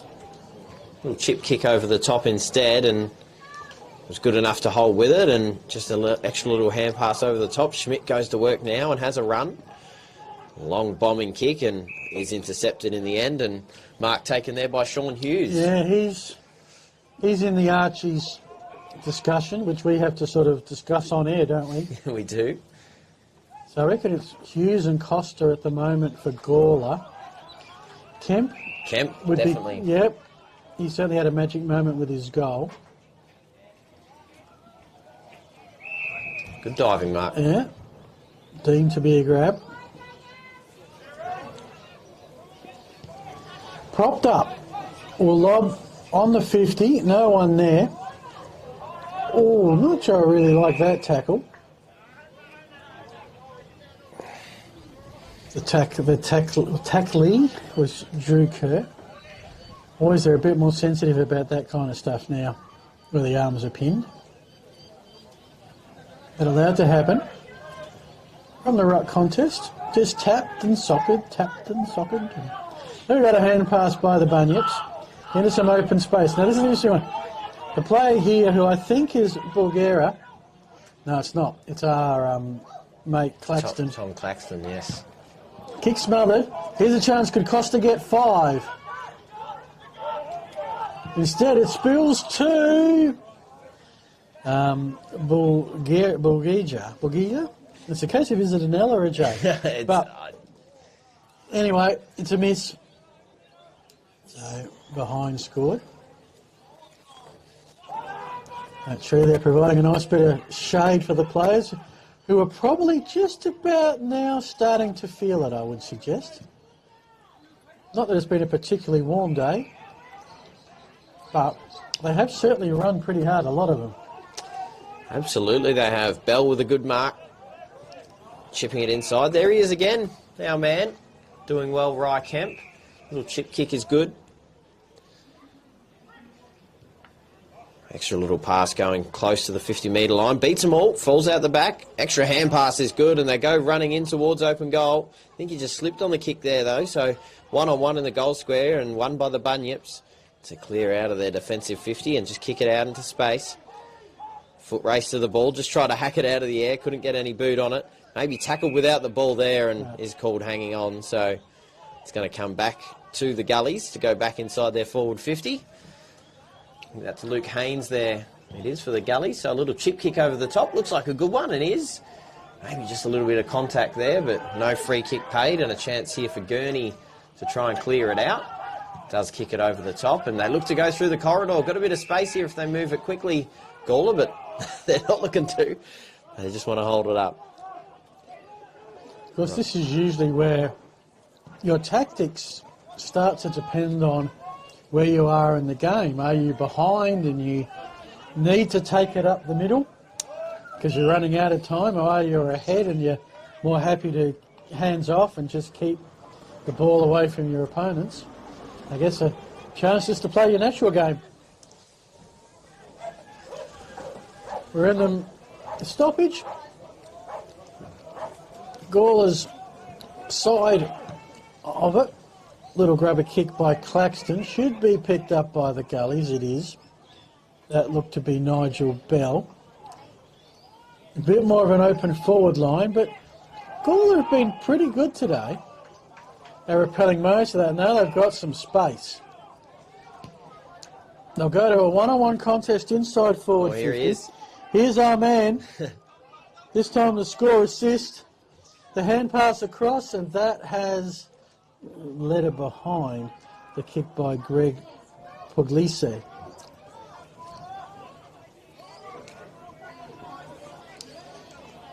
So Gawler getting a fair bit of shots on goal down this end, but have yet to kick a major. But have we had a major this quarter? No, I don't believe we have just yet, Phil. So, Kemp. Great grab. Yeah, takes it. Under a bit of pressure. High kick to the outer side. So we've had very few out of bounds on the outer side, which is interesting, given we were worried what would happen if there was. Any play there has been pretty well taken care of. All right, Gawler have it. 50 metres out, centering ball, no one in particular. Costa's got a bit of work to do. Got the ball, got the hand pass out. Shot to the goal square, where there's a good clunk. They paid it? They have paid it. Yeah, Alan Lag wants to know where my push in the back went. So Tim Watts, this one is. Now, we have it on very good authority, but that's Watsy. Watsy, that's right. Because the players turned up with the nicknames on the bottom of their numbers, except number 50. We said, okay, hey, what's your nickname? And he said, it's Watsy. Okay. Makes perfect sense to me, Phil. All right, so Gawler, after peppering the goals, have finally got one. As we can see, some Woodville South players in the Woodville South, what they call candy stripes, the red and white stripes with the cat motif on the front. I just love a red number on white background. Very easy to spot, Phil. Exactly. Certainly, we haven't had any issues with Gawler. Little memo to league office. Maybe black on grey might be a better option. Yep. So certainly up close, no problem. But from the other side of the field, yeah. Gawler get the hit out of the middle. Haynes winning his way to the footy, knocking it back and smothered well. So Gawler get an opportunity to try and convert on another one, going back towards the top of the goal square. There he is once again, taken down behind the play. So is this going to be downfield paid to Costa? Costa wants it as well. He did not even think to look back. Are we going to make... Is it going to come back? It is going to come back. Costa did not want any of that. He thought, yep, that's downfield, thank you. I'll go through and slot me fifth. They're going straight back to him anyway. 2-on-1 contest, but thwarted away by the Gullies defender. Done quite well there, and they're able to chip it through to Haynes. Haynes has been busy for the Gullies, one of their best. Yep. Called his name quite a lot. Just chipping the ball into the corridor. And another one from Daniel Robbins, who's been quite good. Yeah, they've all been quite good, but we've got one pair of Archies. We've got to decide amongst about 40 players, Phil. Chipping it over the top to one that is certainly a contender. Handballing it over the top there, Rye Kemp. Usually at this stage, one of the things I recommend to those that have to make that choice is, okay, maybe pick one from each side and we'll see who wins. That's right. Because we don't give it to a team from the losing side. It's the tradition. It's a bit like winning the grand final medal when you lose the premiership. Yo! Yo, yo, yo, yo! That's the...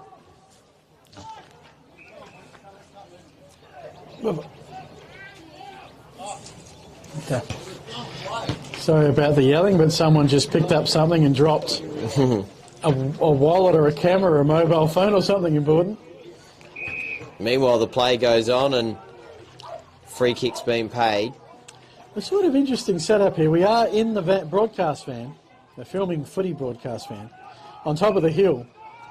So we've got like we're in a grandstand, but we've got lots of moving people around us. Oh, good diving mark taken. Might have hit the ground, but we're going to pay that. Yeah.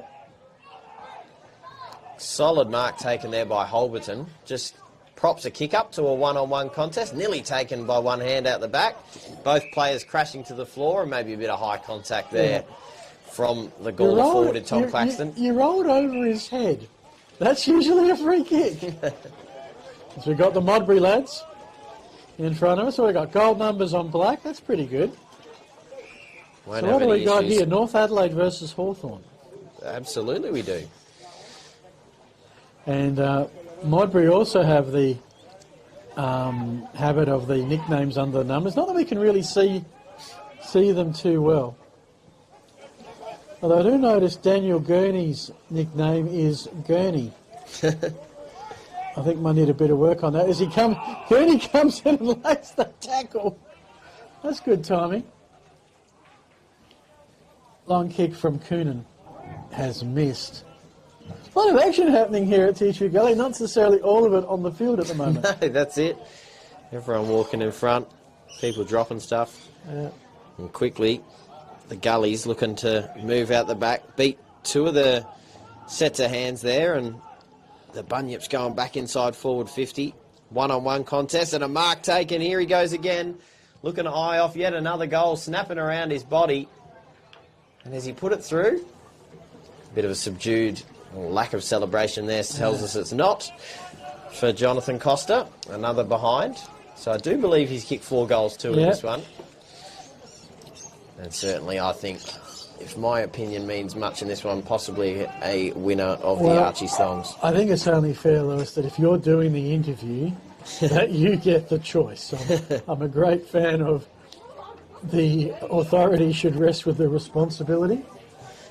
Absolutely on the outer side. Umpire says he's going to ball it up.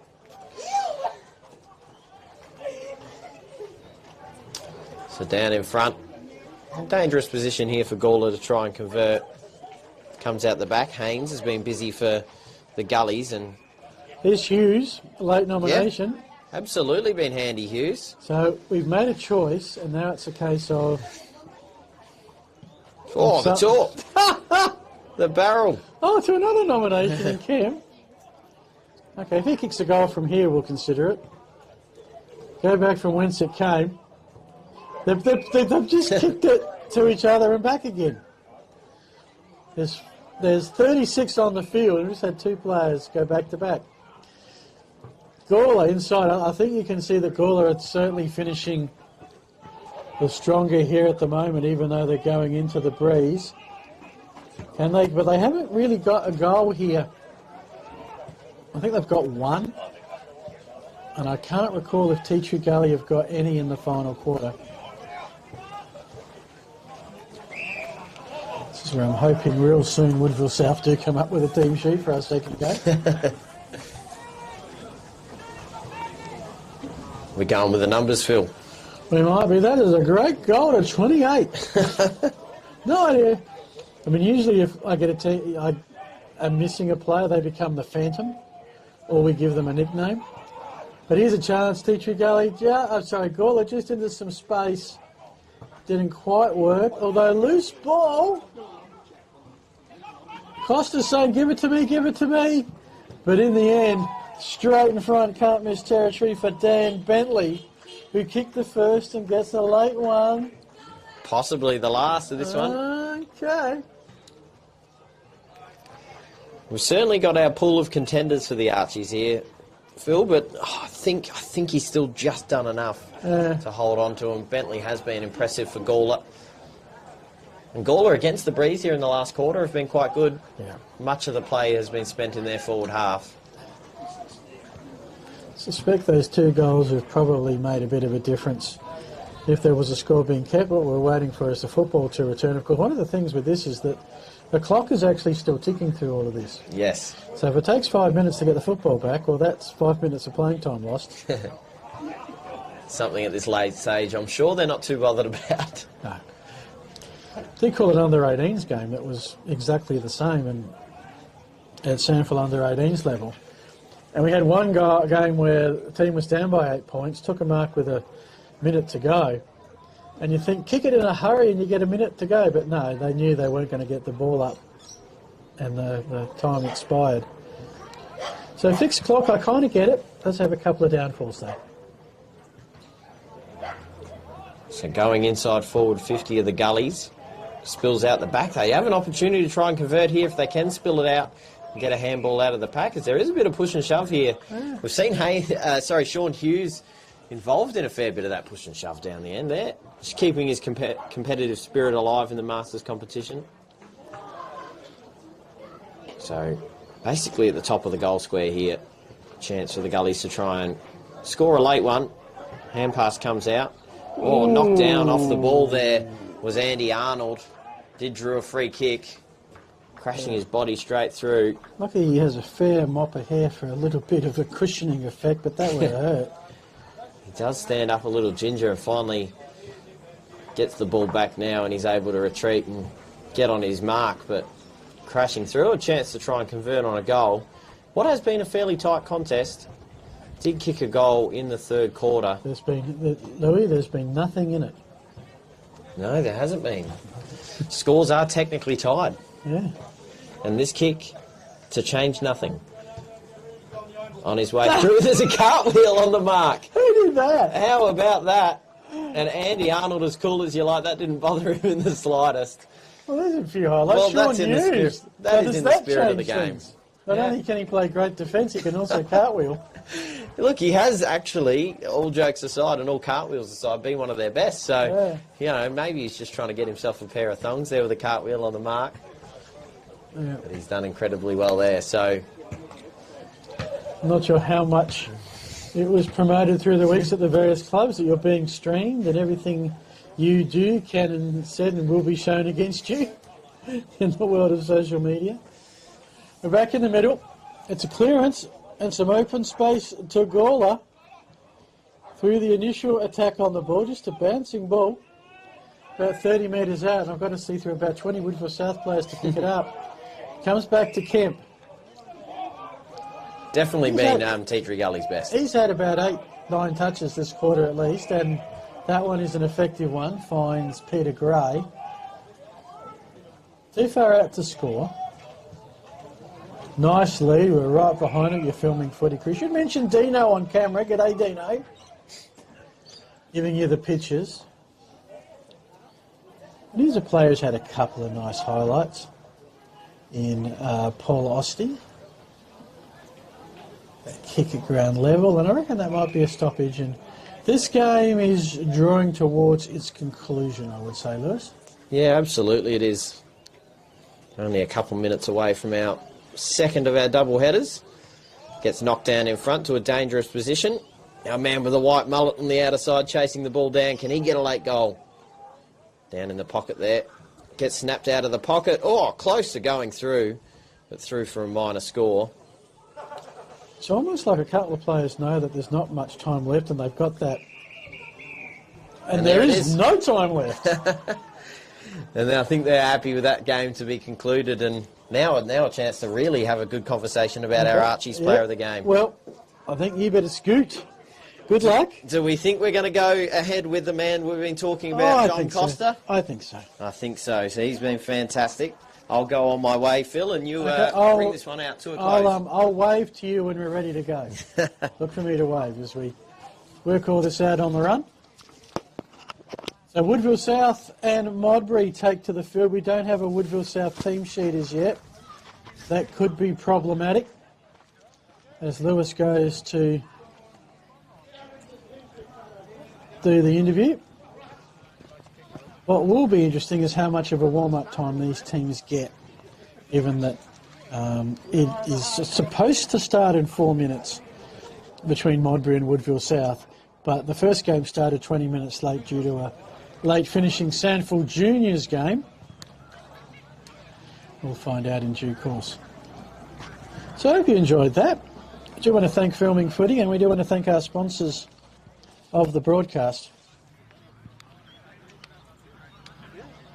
which include Filming Footy, Classic Flashes, also Work Locker. Yeah, Will. Sportle, and as mentioned a few times, Archie's.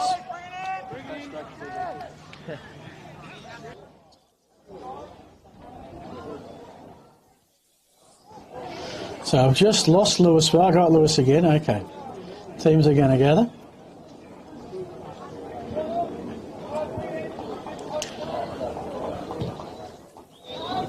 A reminder that we are here every fortnight now. For those of you who know your calendar, a fortnight from now is the King's birthday long weekend. There will be no matches, but it will be June the 15th. And the broadcast games will be down from Happy Valley, 4 of the more southerly clubs. And filming footy will be here at a AFL Masters doubleheader pretty much every second Sunday, and may well extend out to, this is the over 35s competition, may end up extending to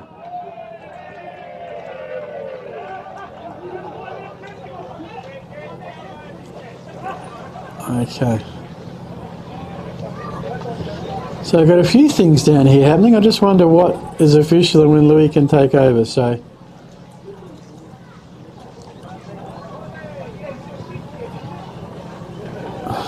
all right, let's go down to Lewis McKenna and Archie's winner. Awesome.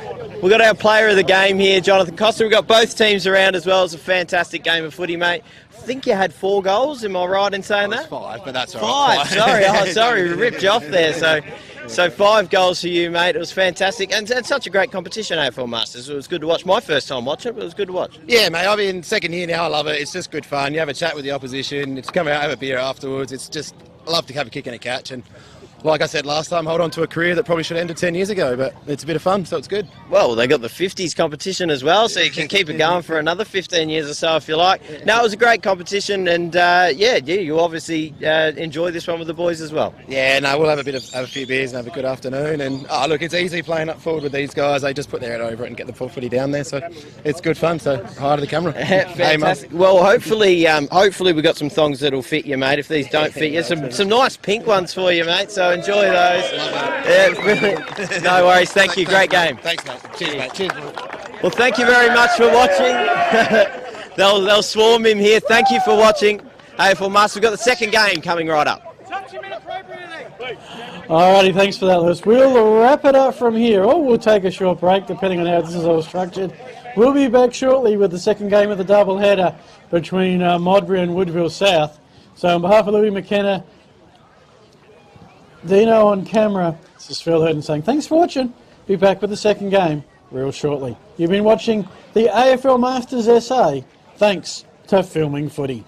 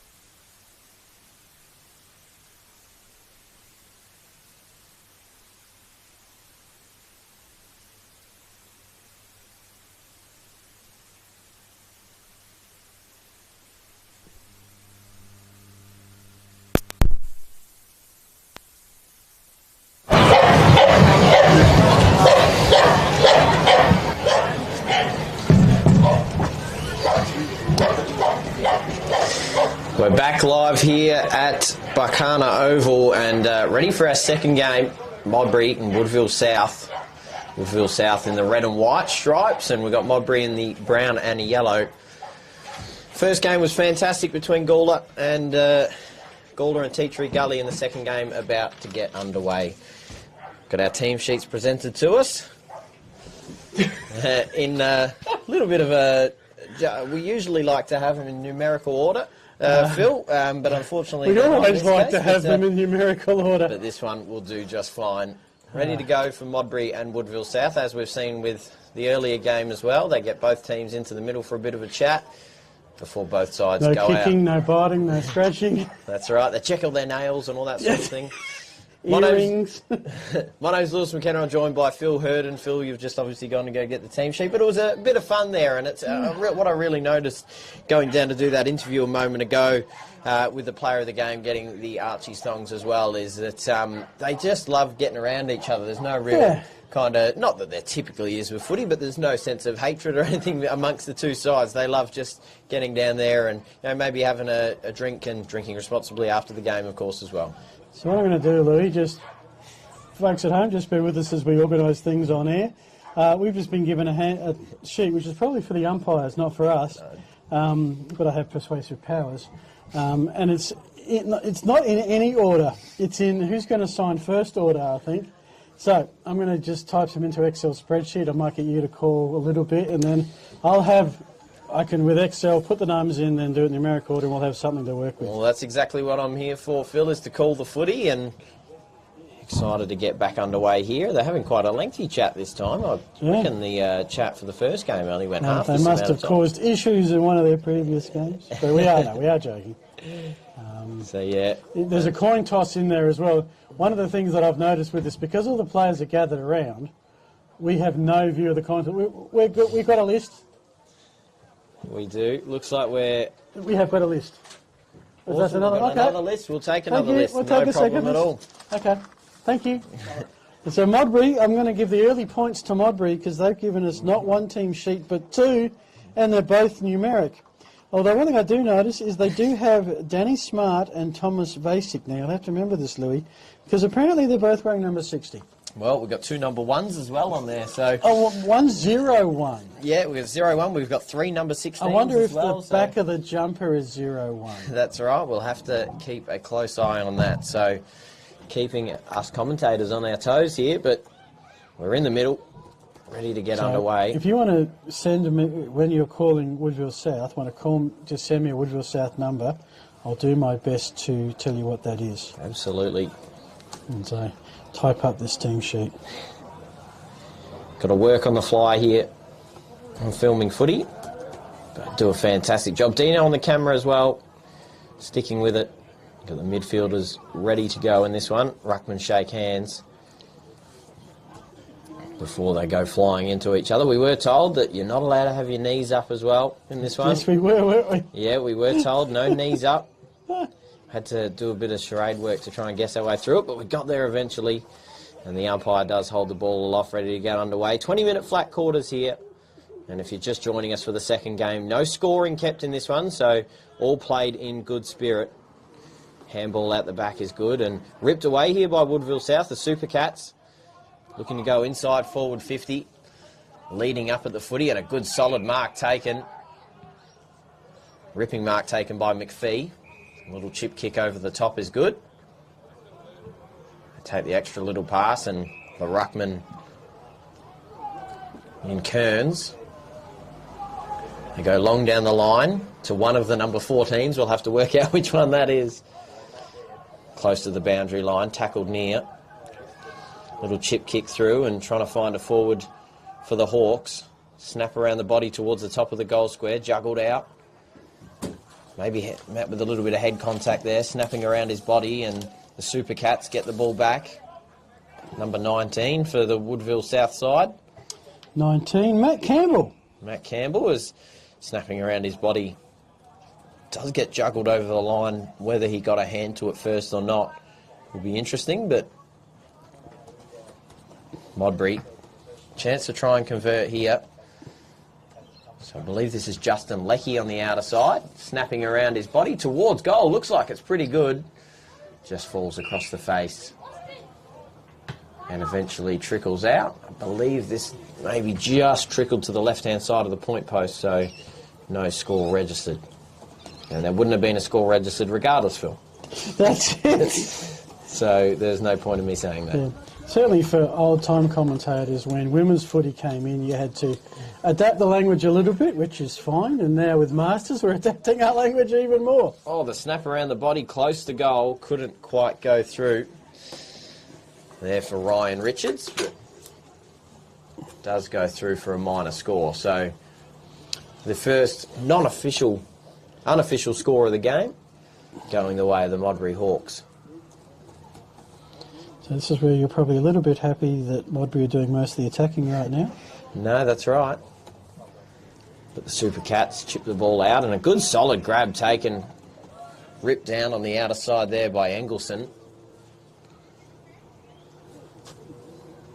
And he goes back with confidence, taking the mark about 35 metres out, has to pump it from 40, goes close, and in fact actually goes out of bounds on the full. Had the distance covered, but just went to the right-hand side of the behind post.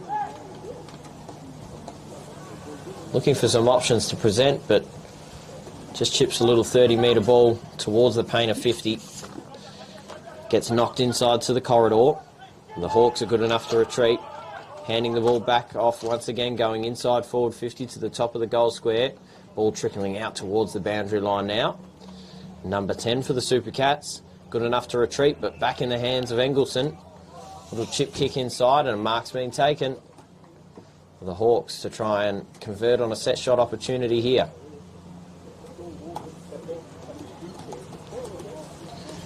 So one of our number 16s. I believe this is Kim Rashid. Rolling in. Ball's on its way. Going close to the goal line, but it is eventually thumped through by the Super Cats through for a minor score.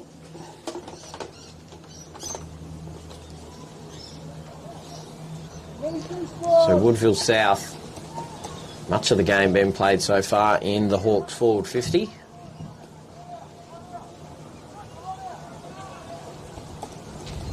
Looking to chip the ball out. It's a decent kick. Got a fair bit of distance on it. Nearly landed in the lap of his teammate. Comes out the back and quickly set upon. A good solid tackle there. Number 4 for Woodville South. Number 4, you want? Was just about to sort of... Nick Warren. So Nick Warren with a solid tackle. There you go. Heard a warning in the background. Good confirmation. Gets knocked down in front. Gets set upon quickly by Vasic. Flicks out the back. Gets wrapped up quickly near the paint of 50, and umpire's going to ball it up once again, about 5 metres in from the boundary line.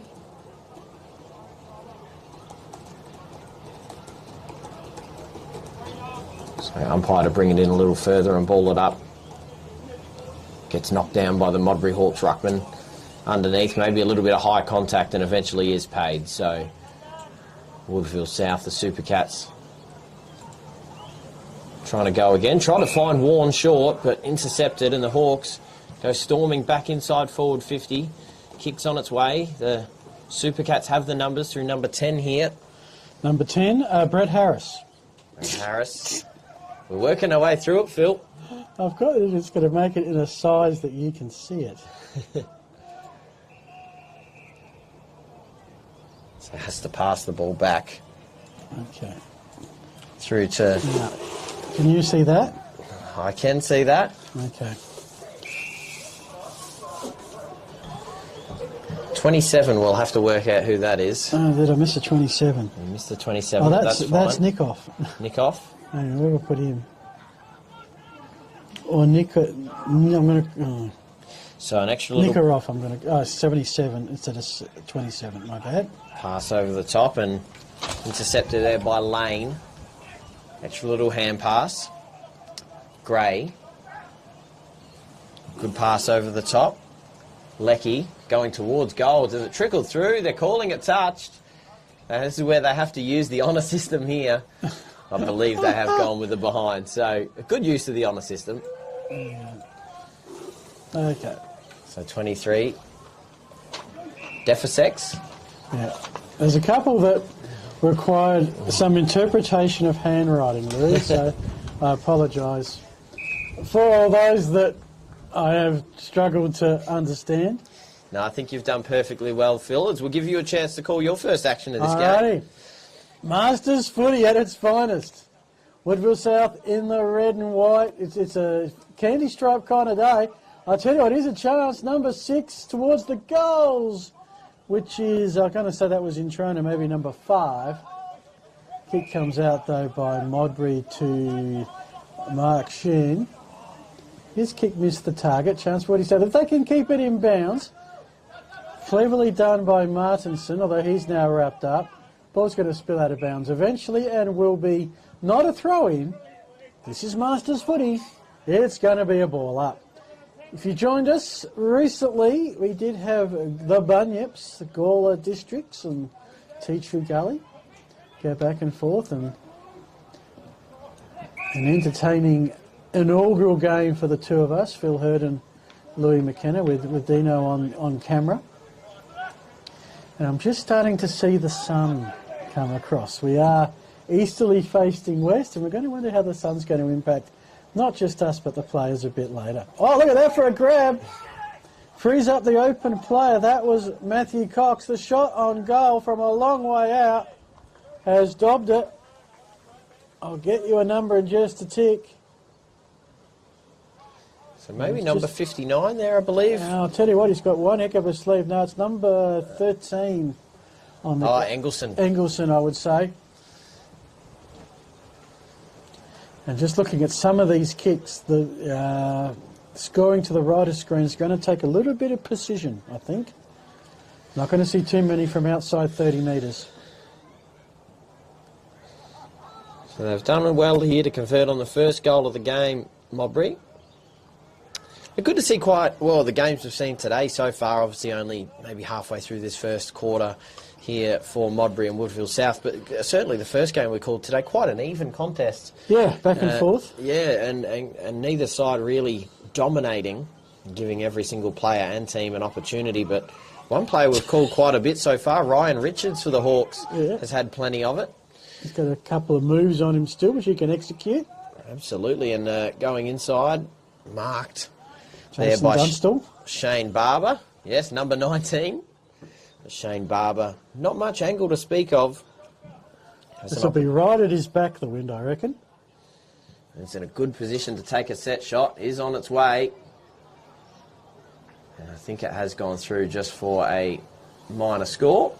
Yeah, you'd expect a little more. This is fascinating with, as I teach new commentators, not that you're a new commentator by any stretch, Lewis, but I teach new commentators, when they shoot for goal, maybe not always look at the ball, but look at the goal umpire and see what they're doing, because they have a much better view of it than we do. Except now we've got to go back to looking at the ball again and maybe judging the player's reaction. Meanwhile, the Super Cats, and I do need to emphasise that, these are not just your ordinary Woodville South Cats, these are the Super Cats. I've got it inside 50, where Sully there's a little bit of congestion. We've got Introna number 5 for Woodville South, one of those there. No real clear possession. Modbury the pickup. Let's just say that was a pretty quick handball. You'll understand what I mean by that. On the half-forward flank, lovely pick-up and kick by French. Finds a target. There's an open player on the half-forward flank. That's Kim Rashid. And he is going to... Oh, well, if I was in his shoes, I'd be having a shot as well. Well, it was 16 to 16 there, so we've got to take our guess at which one's which. Oh, of course, there's 2 16s. My There's 3 apologies. 16s, Phil. There's 3. There's 3 not 16s. one, not 2. And one of the 16s floats through a goal. Okay. But I do believe that actually may have been the ruckman in Brett Kearns there floating through a goal. Okay. We do see him head back into the middle now. So but what do we... I believe it was Kim Rashid passing it off to Brett Kearns, if I Okay. can make my best assumption. Matt Gale set us up here with a few descriptive words for our number 16s that's good. here. Because first time I commentated a game of football in any of Australian rules football was 2001. And in that time, I don't think I've commentated a game nor seen a game where we have 3 players in the same jumper. But we have seen the goal kicker go straight back into the middle into the ruck position, so we can be confident to Okay. say that is Brett Kearns. Okay, well done. Does that mean I got it? No, I got it wrong. Kearns it is. Well, very methodical of you, Lewis. So the Super Cats quickly out of the middle, chipping a ball towards half forward, but quickly thwarted away. The Modbury Hawks backline has been quite strong, chipped over the top, and they have a chance to go back inside, moving his way out to it. The ruckman once again in Kearns, just lumbering his way to the ball. Eventually picks it up before it rolls over, and he chips the ball up to a dangerous position and right over the top. And free is Ryan Richards. Had plenty of the ball so far in this one, Phil. Some early, danger signs, if I can use that term in this competition, but that Modbury have had some loose players inside their forward 50. And if that continues, I think they're going to feast on this breeze. Ball's on its way, and it is slotted through for a goal, so through for yet another one for the Modbury Hawks, and Ryan Richards, an early contender for the Archies. Yep. Yeah.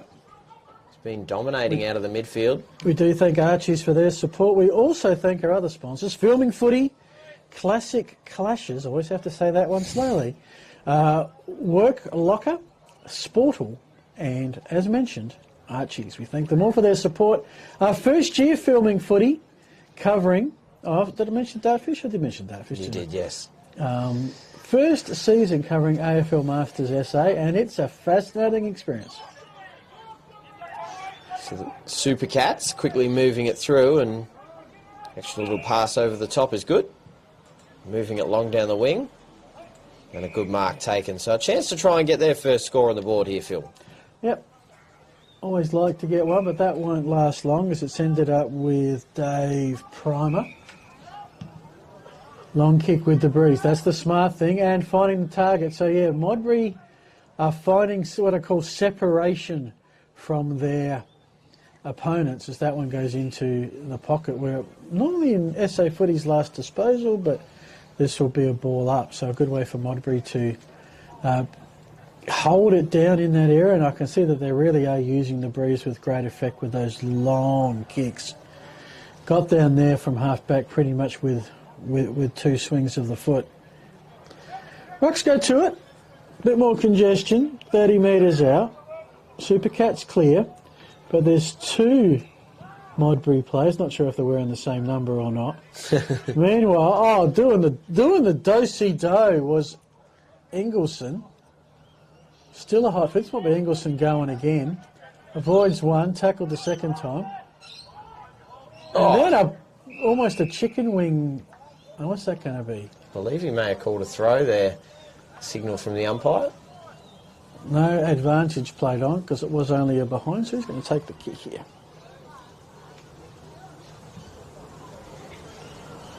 Will be number... I'll let you work this one out. I think he looks like a ruckman. I reckon this might be... I do believe this is Kearns once again Kearns. having a crack. I think the note should have said ruck/forward. Because I can see 116 on the boundary line. It is really weird, folks. Chips away. And let the crowd tell you the story. Another goal to the Hawks. Whilst we're not keeping score, it's fair to say they are doing all of the scoring. Absolutely they are. They're been quite impressive so far, especially Ryan Richards out of the middle has had plenty of the ball, probably about 6 or 7 touches so far through this one. Number 6 there for Modbury. He's been impressive in this one so far, but back in the middle, chance for Woodville to try and get back into this game. And not that they're really out of it, because we're not keeping score. A little hand pass over the top. A little chip kick out of the middle was good, but intercepted here. Done well to spin out of the pack there was Engelson. Just grubbed the ball through the middle of the ground, and the Super Cats looking to recover. Handball to the outer side. They find a little bit of space to go back inside towards their forward 50. Good pick up there, falling to his knees there for the Super Cats. Handball out the back of the pack, and Marians. Yeah, and apologies. That's probably one that I've misdone. That's the closest I could came to something half what I call phonical, like I can actually pronounce. No, I think you've done quite well Quarter there. time, I'll get you to have a read of the team sheet and see what you come up with. So about 60 metres out here from Woodville South's goal. Gets knocked out the back of the contest. Swarmed upon, going back inside. That's a pretty handy looking kick, but just a little bit too far out in front of the leading forward. But it'll be a ball up. At least Woodville South will keep it inside their 50 for a minute or so.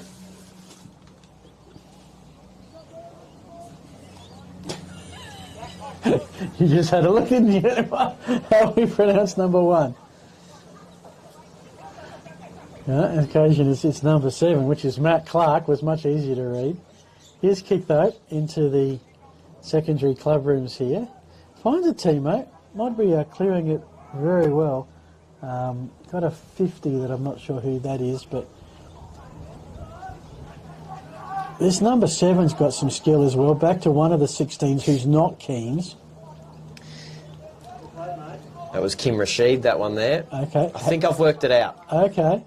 Meanwhile, open play at forward 50, and that's about as easy. Jason Zunster used to kick a lot of those. Shane Barker has a goal. Modbury add to their ever-growing tally. And it was another goal assist there for Ryan Richards, number 6, just involved in the play once again. So at the moment, in the battle for the Archies, it's fair to say it's players in the brown and the gold. But of course, a little bit like a cricket game on a dicey wicket, you need to see both teams have a bat before you can really sort it out. In this case, what can Woodville South do? Will they be re-energised when they've got the wind at their backs? Well, they get the clearance out of the middle here, and there he is, Richards, just walking around a couple. Probably has to get the ball in the boot now, and does, going towards the top of the goal square. And has a mark been ripped down? It has. What a ripping grab. I was about to say, where's the ball gone? But he has. He's ripped it down. Even the whistle come a little bit late there, wondering where it was, if it had been pulled down or not. And Aaron French taking the mark about 20 to 25 metres out. Straight in front, really. Not too much of an angle to speak of. Does have a breeze blowing across his body from right to left. So Right goalpost should do the trick. Does send it on its way now, and is able to caress it through for a major. Through for another goal here, the Modbury Hawks. They just keep it rolling here in the first quarter. And that brings us to quarter time with the whistle being blown. So a fun, entertaining quarter, especially from the Modbury Hawks there, Phil. Yep. When they're putting the highlights package together, I would suspect there'll be a few more for the brown and gold than the red and white. But hey, breeze is having a large effect today. Let's see what the Super Cats can do with it at their backs. You're Lewis McKenna, Phil Hurd, and we've got Dino on camera. We'll take a quarter time break. Hope you're enjoying AFL Masters SA. Thanks to Filming Footy.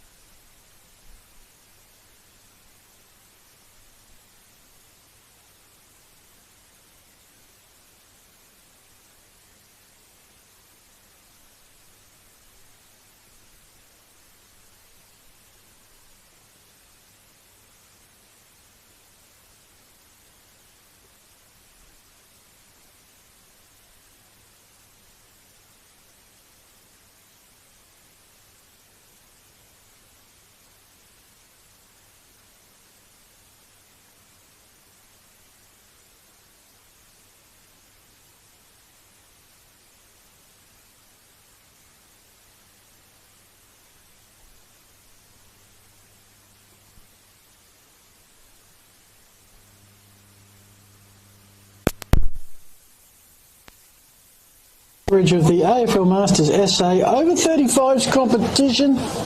Earlier today we had Tea Tree Gully hosting Gawler Districts. Right now a game between Modbury and Woodville South. Round 4 of the 2025 over 35s competition. Modbury had the breeze in the first quarter, and whilst we are not keeping score, Lewis McKenna, it's fair to say they used it aplenty. No, they did. Modbury have been really good to watch so far. They just get the ball out of the middle, and most of the time it's coming through the hands of Ryan Richards, number 6, probably the shortest player there in the midfield for either side, but does enough to get the ball and almost looks 10 years younger out there at the moment, you'd say, Phil. But all players doing a fantastic job and having fun doing it as well. Handball comes out the back of the pack, and Woodville South get an opportunity to get the breeze here. If you've just joined us, it is a fair breeze blowing from right to left, and Modbury had that in the first quarter. Simon Juppé with the kick, inside 50, but straight to a Hawks defender in the construction pocket. Nice new gym, we believe, being built there. Might end up being a few basketball courts. We have to come in and call some basketball here, Louis. Oh, we might have to. Yeah. Kick that comes towards the middle. There's a fair bit of red and white here. And eventually escaping with it is Anthony Introna. Some nice work. This is going to be a good chance for Woodville South to kick goal number 1, which they do. And Jim Guthard has nailed it after getting the nice open hand pass. And yeah, there you go.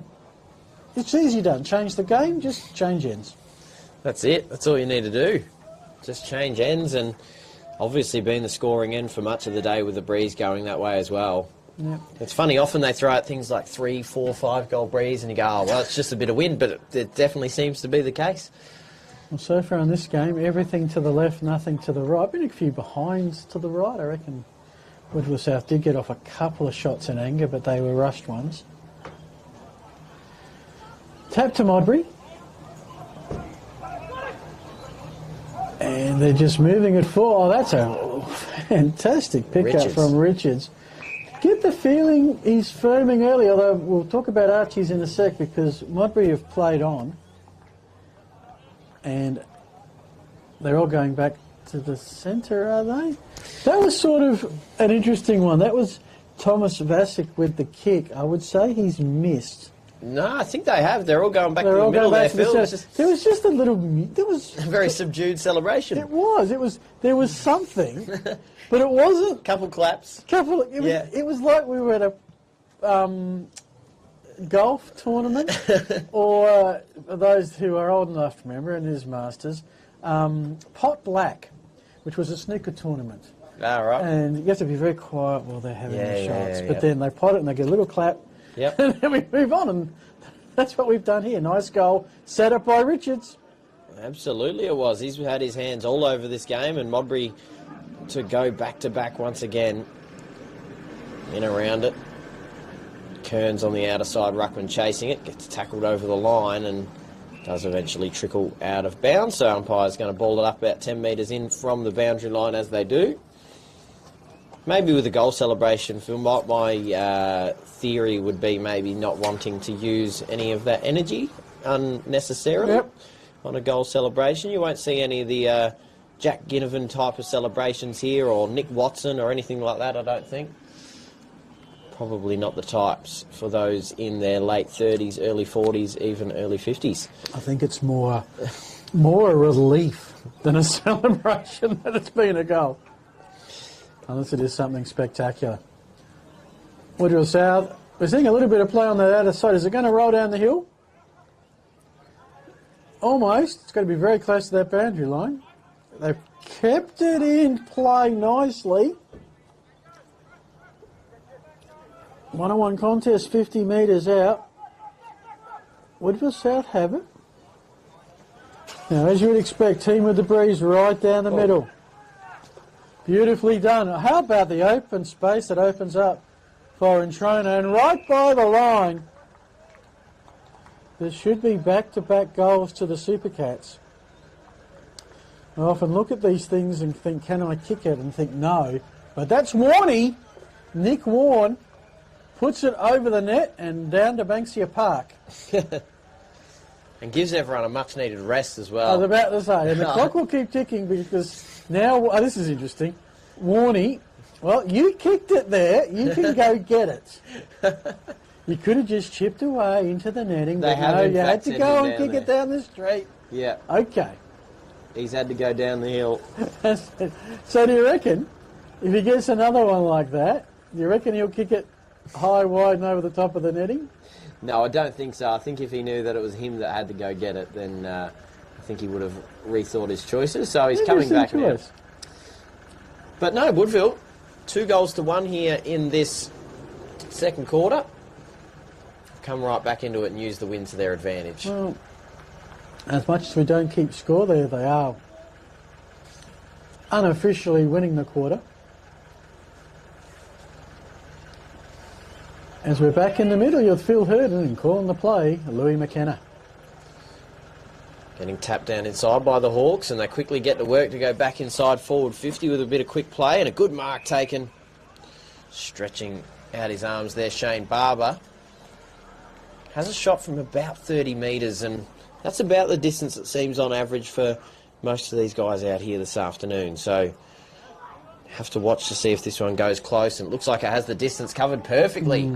Could have had it from 40 or 45 even. Shane Barber pops it through. His second goal as well. Yeah. Well, Modbury debunking the myth that you can't kick goals to the right of screen. They've got 2 of them now this quarter.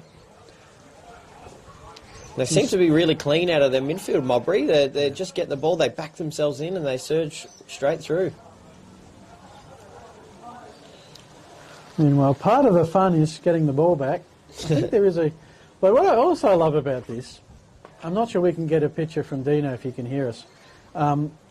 Modbury's forward line, there's a water boy for Modbury who dead set comes up to about the kneecaps of a couple of players. I'm just wondering if that's a father-son thing. Have to be. Wouldn't that be something? Going and running water for your dad playing footy. Well, from that, Woodville South have escaped. This guy's a little bit of a... And I think he's run too far. Yeah, it is a thing. Intriner has been busy in this one. He's had a few centre clearances, had another one there, just got pinged for running a little too far, but he's been busy. One of the best for Woodville. Yep. And when he takes off, things happen. In this case, a Modbury free kick.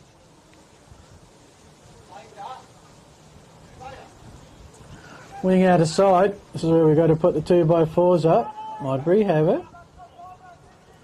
Looking for one of our 16s. Sends the ball to another 16. It is actually of the opposition in Simon. I don't know if they call him Jupe or Jupe. I'll work that as the day goes by. Mid kick, finding Yves de Fossex, who thought about playing on and probably is regretting that decision right now. Modbury get a chance to go back inside forward 50 through Engelson. He gave his forward a little bit to do there and does eventually trickle out of bounds trying to find Ryan Richards there on the lead. So the ball will be brought back in. Balled up in a pretty dangerous position here for Woodville South, looking to get a stop to I think this. you've got a half a hope of those things going to the right if the breeze can just hold it up. That's right. You've got no hope trying that, sort of putting it in front of the player. Gets knocked down, quickly set upon by the Woodville South defenders and quickly hounded about 15 to 20 metres out from Modbury's goal. It's balled up immediately and knocked down in front. Players converging on the ball. Engelson picking the ball up and quickly wrapped up in a tackle by 2 Super Cats. I get another opportunity to ball it up again. There is a ball monitor behind the goals for Modbury. I'm sure that's not a goal umpire. That is knee high to a grasshopper, as I like to say. And whilst that was a little bit audacious to try that, the field umpire was right there to adjudicate that was well and truly out of bounds. I reckon he had it there, Kim Rashid. I think he looked like it was split in the middle. It was a great kick from out of bounds. Bit of sun to deal with now, Lewis. That will be a ever-growing issue for us, being on the eastern side looking west. Has been a good day. I think it's a sort of good day that you'd like to just sit like in a glass house, enjoy the blue sky, but stay away from the wind. Absolutely. It's been a lovely day. Not too many clouds to speak of as the clouds lengthen. And a great mark taken by the Hawks. Looking to go inside forward 50. Thomas Bassick with the mark. And a mark taken. Fantastic mark taken there by Shane Barber, who's going to try and line up his third. Are we going to start calling him Shane Dunstall Barber? Maybe not, because he hand passed off. Not sure Dunstall ever did that. And Max Richards Put it through. has put it through, so A freebie. he's kicked a couple, along with the ones he set up. Love the teamwork. Well, just as Shane Barber handed off that goal, he might have also handed off a little bit of the rights of the Archies at the end of this game too. I think both those two players would have rights to that at the moment. Yeah. So it's been a pretty well around the team effort. So what's that, 3 goals Modbury have kicked to the right of screen? They have. And they're possibly now winning the quarter, as much as you win a quarter in this game. Let's face it, we could only keep track of the score for 1 quarter at a time. I did see that there was a scoreboard up to the right of screen. It had Teacher Galley a lot and visitors about 5 goals, and I realised later that was not the Masters, that was the previous Sandford Juniors game. They would have just bothered to scrub it. There'll be a stoppage. 40 metres out. Into the second quarter. We're into what of our 6th quarter of 8. How many times you caught 8 quarters of footy in a day, Lewis? This will be the first. This will be the yeah, first? this will be the first. We're just pacing ourselves here. Yeah. Although I think the pace of the game makes it pretty good. That's a good clearance. And the shot deserved better from Martinson. Just didn't quite allow for enough of the breeze. Behind. Meanwhile, some of the crowd's starting to go. Of course, it always builds up when you've got a double header for that bit before the second game starts, when you've got both sets of supporters here. Still some scattered around in their cars. A beautiful late afternoon here to surround around the grounds and get to watch some decent footy. Eventually does pick it up there, Kurt Engelson. Has a bounce, has another. Goes to the paint of 50 and just props it up to the top of the goal square. It's a bit of 3-on-3 here, so it does drop down in front. Has a snap around his body and does put it through for a goal. Fantastic forward craft there. I believe that is our ruckman once again putting it through for a goal in Brett Kearns. So that's going to be his third. So a ruckman resting up forward. That's the job. He's got, I think we should put ruck/forward, because that is his third. Yeah, it is. It's been an impressive quarter so far for Modbury. They're 4th to the tricky end that doesn't really have the wind. Even though, in saying that, it looks like the breeze has calmed a little bit in this quarter. Yeah. It comes, there is a breeze constantly, and then it gusts up and then comes down a little bit. Woodville South with the clearance, using that very breeze to go forward. That's a good grab if it's paid. It's not. Nick Warren is saying, where's my mark? Just one of those, did he control it enough, but deemed not to have. They might go back to the filming footy replay and have another look at that one. I'm sure Nick Warren will later on tonight. And a few of the players on Woodville South weren't aware that we were being doing this. Are we being commentated today? When out there for the team sheet. No doubt a few of these players in their heyday, possibly even playing Div 1 Adelaide Footy League, may have been commentated a few years back. The ball up here, closer to Woodville South End, and the Hawks go long down the line. A little bit of body work was good there, but couldn't rip down the mark. A handball over the top, into the hand of Scott Matthew. A little chip kick over the top is good, but the mark drops. He's got a teammate there to hand it back to, and bodies on the line, crashing through. And the umpire blows his whistle there as there's a little bit of back and forth here. I thought I heard something that I probably shouldn't hear on a public broadcast. But apologies for that if you heard the same thing I did. And Matt Clark there of Woodville South and Aaron French, the 2 number 7s Yeah, dropping a bit of French by the sounds of it. Exchanging pleasantries. And a little dangerous kick over the top. That's a good one. Mark taken by Matt Campbell. A little chip kick inside, and that's a solid ball movement there by Woodville South. Gives them a set shot opportunity. Do that consistently, and they'll have a good afternoon here at Tea Tree Gully. Evan Bulmer, number 29. So pretty well straight in front. Has a little bit of distance to contend with. A very light breeze here at the moment. Does chip a ball up, and that's a solid one. Well done. Kept the eyes low and found a teammate. Much shorter opportunity as well. So Intrana, once again, has been quite busy in this game so far, Phil. Yeah, got a bit of dash and speed. Likes to run, sometimes too far. This the run up. Does pop it through for a goal. So well done there, Anthony Intrana. Yeah, what absolute back and forth goal fest in this one, Lewis.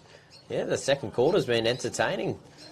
Just be glad we don't have time on. It could be a long quarter.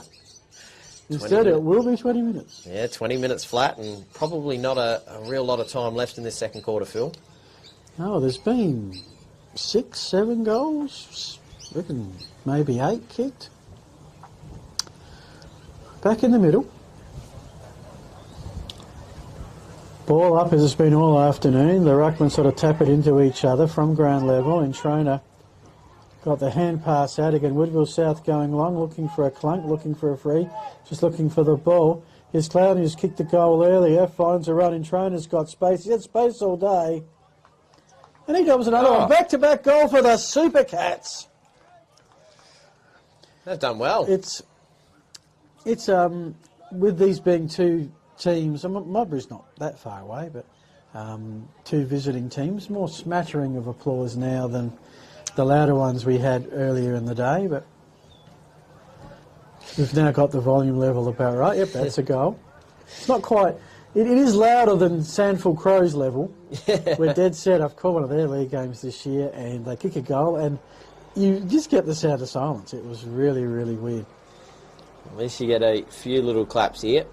Gets knocked down in front, and the Hawks trying to, through Rashid, snap it out of the pack, but couldn't find Boot, but they're good enough through their half-backers to go inside forward 50 to a little bit of a foot race. Able to keep it in is the ruckman in Kearns.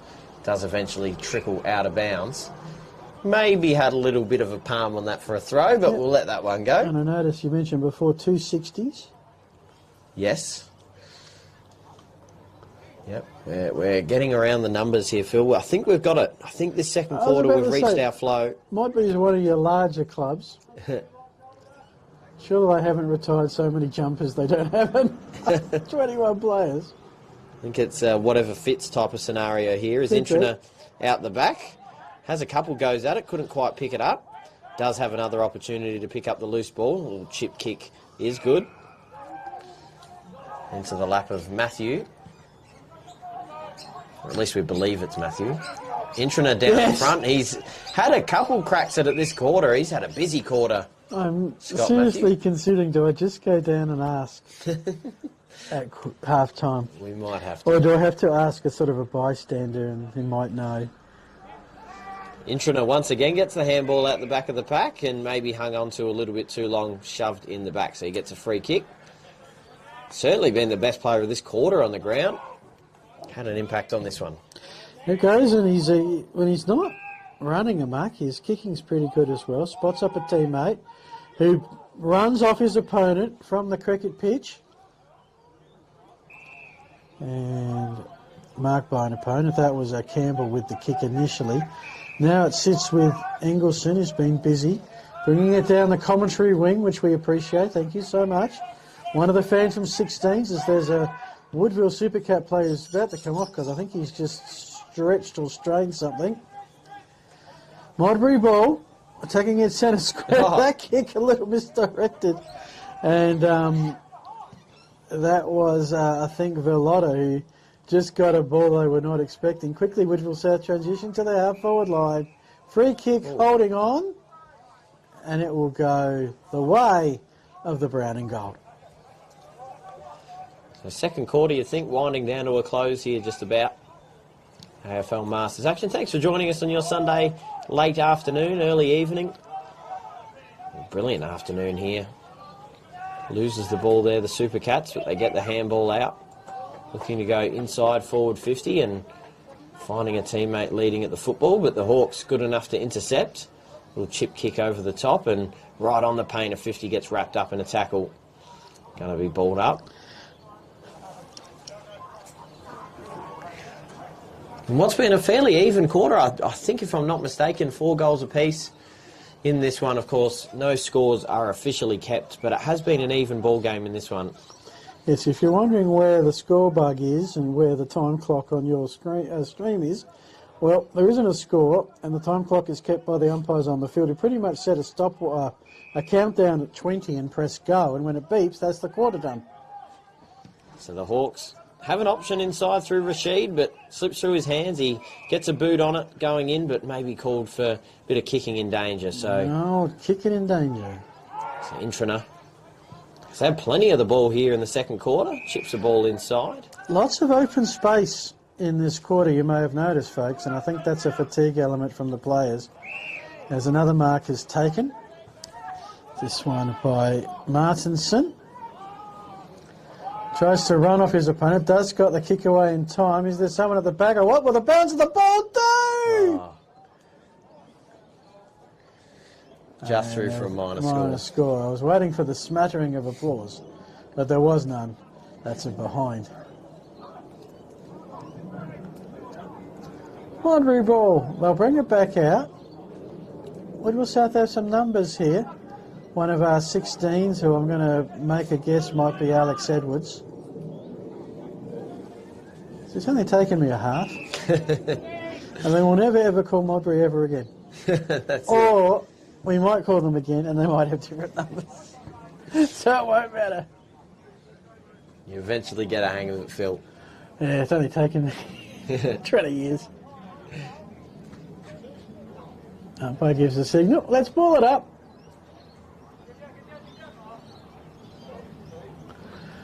To have a little kick inside 50 for the Super Cats.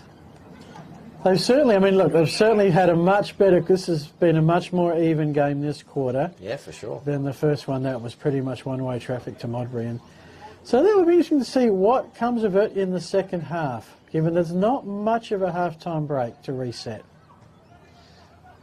So handball over the top there, quickly knocked down to the ground. Set upon quickly.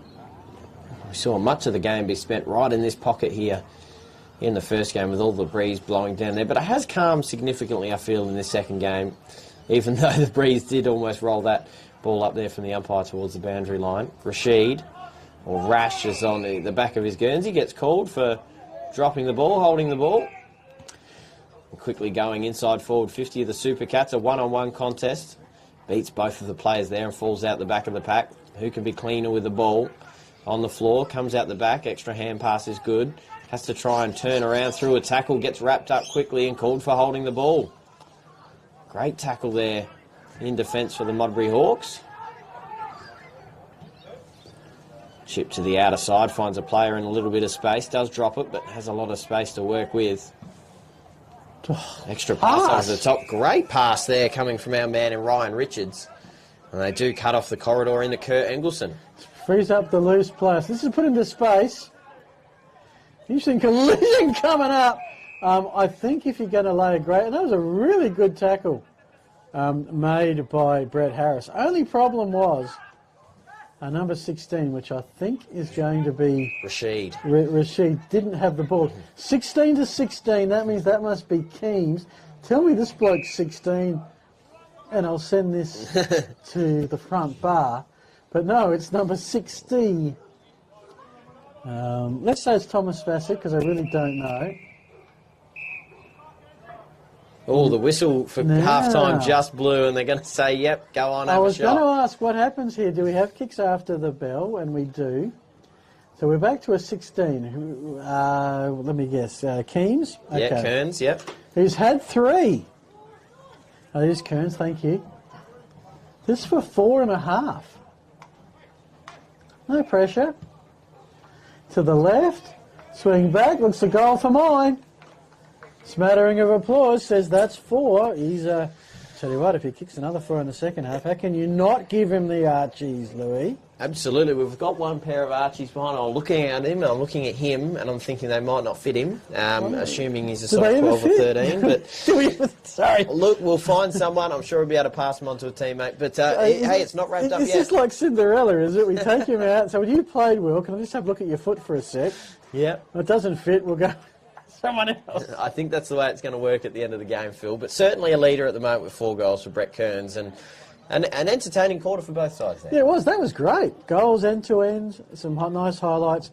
We do thank the organisations that bring this stream to you. Filming Footy, Classic Clashes, Dartfish, Worklocker, Sportal and Archies. We'll take a quick half-time break. Not long half-times here. You're watching the AFL Masters SA over 35s competition. Thanks to Filming Footy.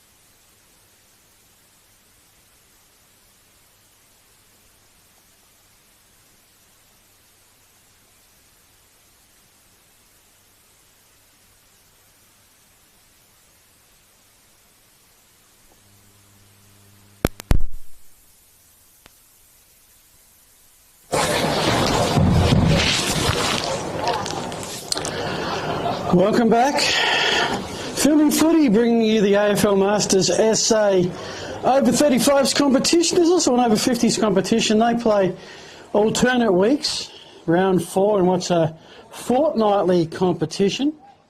Over 35s has 19 teams. The over 50s has 4. We're coming to you live from Bulkana Oval up in Tea Tree Gully, Pertaringa Oval right behind us here. Home of the Gullies, of course. Modbury and Tea Tree Gully have an interesting shared history. A joint club, well, a club was formed in 1862, and rather than merge, they actually split. And so both the Modbury Hawks that you see here and the Tea Tree Gully side that you saw earlier on have a history that goes back 163 seasons. Not that any of these players, as much as they are masters, were there for any of that. All right, Woodville South and the red and white stripes are going to the right of your screen, and they'll get the first centre clearance. Nice little movement with the ball, courtesy there of Ryan Richards, who's playing in defence by the looks of it. But he's been a key mover. Got it upfield to one of our 2 number 60s. I'm going to go with Vasic or Smart. We haven't quite deciphered the 60s yet. Meanwhile, kick around the body by, you still want to say Dunstall, Shane Barber. Was a bit short. Chance Woodville South will go. They've got a loose player here on the commentary wing, which they've picked up now. I should bring back my Woodville South list. And that was Scott Matthew, also we believe. So Modbury and Mark on the wing. Have an open player on the outer side, and he's got a chance to go, does Rashid. Chips a little kick to a one-on-one contest, just beats his teammate. Just trickles in front of the pack, and Woodville South, the Super Cats, chip the ball back into the corridor, and a little bit of a hospital ball, well marked. Chipping the ball over was good, and mark taken there by Craig Lewis. Little chip over the top. Oh, had a player coming up right behind him, but was good enough to stay with it. Handballs the ball across and going towards the top of the goal square. A couple of Super Cats there to try and contest for the ball. But the Modbury Hawks are good enough to retreat out of their back 50. They do get it back though, the Super Cats. Little chip pass inside, beats a few. Comes out the back, a chance for the Super Cats to try and convert on a goal. Little soccer off the floor. Goes through for a minor score. Jake Evans trying out for the Socceroos. Maybe next time. Looks like it might be it is a behind kicking. Shadow is starting to come across the oval. That sun is now within our eyesight. As I noticed when I put the binoculars up for the first time this quarter. Doesn't seem to be a game at this point with a great deal of speed to it. No, not a great deal. I think if I'm trying to compare my vast AFL Masters experience, which has gone now for 6 quarters. Apart from probably 2 players in particular, one each. Yep. Yeah, I definitely obviously like Ryan Richards for the Hawks, and then we've got Anthony Intriner for the Cats. Definitely a lot more open play, which is allowing for some quick transitions. There's Vasic with a soccer along the ground, kept that play alive. Now there's some pressure. And umpire will come in and sort it out.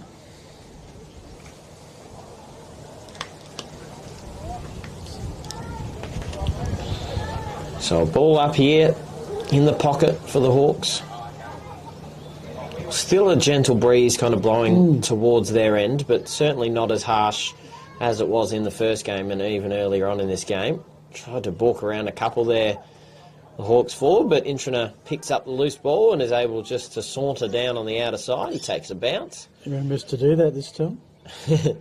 Chips a kick through towards the corridor, the shallow wing area.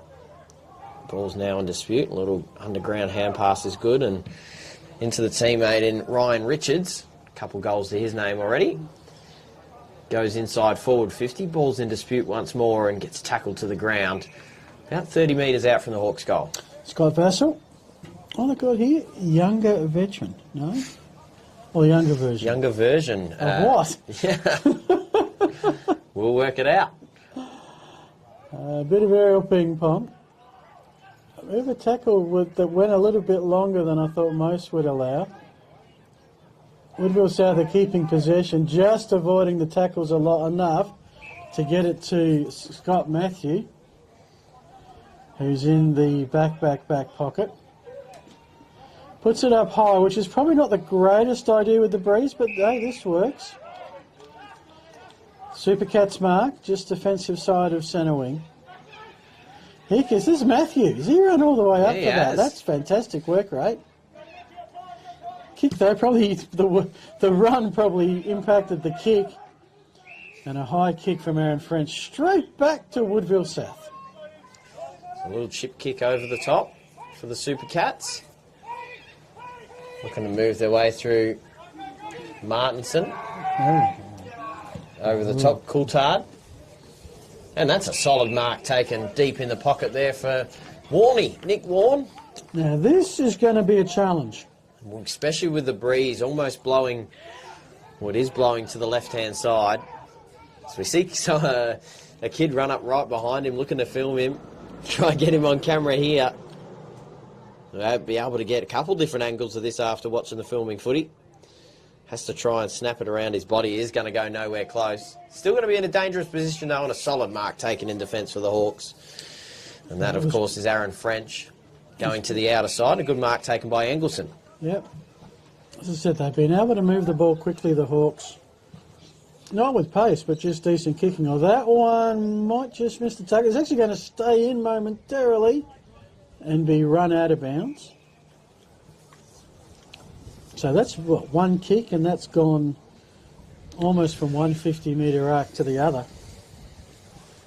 Such is the nature of this breeze with a little bit of a bounce aided. So heading in the early days of the third quarter, flat 20-minute quarters here in AFL Masters SA. Woodville South with the clearance. Pick up and time to assess some options. Sometimes you can have too much time, but Simon Juppé gets the kick away. To a contest, going in hard was Lane. Hurried kick for Woodville South into the pocket, looking for Warney. So doing very well getting the ball, turning around was a Talbot. He's got to go back and do it again now. Oh. Missed a couple of targets. Is that our man Richards again? It is Richards. He's just got that extra step of pace, hasn't he? And a great kick. And some skills to burn. Kurt Engleson down the outer wing. From our forward into 50, can they convert one into a coast-to-coast play? The Fossix is trying to stop that, but it stops. It's turnover, and that's a miss. Or is it a goal? There's some high fives going, but no, it's not. It's low fives. Matthew Cox with a shot. That is a behind. It's just, I want a goal umpire. Help! It's a new appreciation for goal umpires as a commentator today. Yes, I think before we do umpires appreciation round across country and suburban footy, we should all come and watch a Masters game and appreciate just how important goal umpires are. Fantastic reference point they provide. Little chip kick inside there. Just had a little bit too much on it, and Woodville South looked to retreat out of their defensive 50, but it's picked up by the Hawks, looking to snap around the body. It is on its way, close to goal. Does eventually get knocked through for a minor score off the boot there of Mark Sheen. So Woodville South, the Super Cats, to retreat out of their pretty sure defensive 50 they once have again. not kicked a goal to the right of screen yet, have they? No, I don't believe they have. They didn't have one in the first quarter and certainly don't have one in the third, Phil. Okay. Whereas Modbury were able to get 5 in the second quarter, and they have got the ball back here through Talbot. Yeah, I did call 58 Talbot earlier. We don't have a 58 listed. We do have a couple of players listed without a number. So it's one of those. Not much we can do about that. So Talbot on his way through, ball's on its way, does come off a little bit on the right-hand side and through for a minor score.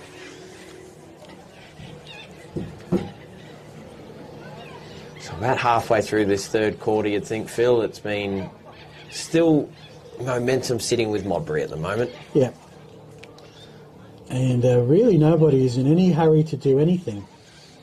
In fact, we've got a bit of a conference happening, and usually if this was an AFL game, we'd have crowd going off, slow hand claps, we'd have umpires saying play on. No, everyone's just happy. Just happy playing footy. Slower this game moves, the better, you reckon? That's it. Well, I don't mind. It's more my pace. So from a commentary perspective, it's good to do. Jeremy Bryant, as long as you have names, with numbers, preferably in numbers on. Bryant with a long kick. It will just fall short. Kick in desperation by the Super Cats. Oh, good pickup. As far as Vasic, you would think if they're going to play kick to kick, Modbury are going to eventually win with the breeze. It's on the Jim's side, and a bit of a snap to no reaction, so I can only assume that has missed. It'll be another behind. So it's lived in the forward 50 here for Modbury the last 5 or so minutes. Little chip kick off to the side is good, and chased down quickly by Vasic. He's got a chance to pick up and try and convert here. He dances around one, hand passes inside of the corridor. Picked up quickly by the Super Cats, and they just can't get any clean possession at the moment to try and retreat. They do pick it up now and just slam it on the boot. One-on-one contest and shoes in the middle. Gets knocked to the outer side. A little handball in hurry. Comes back into the lap there of Jupe. But hands the ball right back there to Aaron French of the Hawks, and a good mark taken, about 55 from home. Little chip kick over the top, falls into the lap of no one. So ball back in dispute again. Vasic, a snap towards goal, through for a minor score. Yep. It's probably a little further out than it looked like on camera, but Modbury are peppering the goals at the moment without particularly claiming one in the recent minutes. Super Cats getting a fair bit of practice on their kick-out routine. This is where we need Tony Neal here. Tony Neal, the professor of post-point analysis, I think I came up with at one point. No pun intended. As is Dunstall, a barber, soccer off the ground. It hasn't exactly been the most prettiest footy in the last minute. We need a goal. We need a goal. We need a free. We need something. And the snap from Matthew Cox will be irrelevant because there's a free kick, and I think it's going the way of the Cats given the movement of the players towards the northern goals. Ryan, I think it's nicker off. We've had to rely on a little bit of handwriting here, and we've added our own interpretation. I haven't studied hieroglyphics. No, good on the team managers here, doing a good job. All I can say is, if anybody is not happy with how we've come up with their names, a typed team list in numerical order will solve the problem. So a little chip kick inside the forward 50, and they get another chance to try and convert here. This time through Talbot once again. He's had a sighter. Yeah, missed on an opportunity about 5 minutes ago. On his way in now. Doesn't look like he's got the distance covered. And, good grab. Going back with it. Courageous mark taken. This is one of our 60s, so this could or could not be Thomas Vasic. Okay. I think we'll call it Vasic until otherwise. I thought we were also going to have a Lee Matthews moment there with him going straight through the behind post. Thankfully not. Tight angle. So they've got to put it out the front of the goals, let the breeze take it through.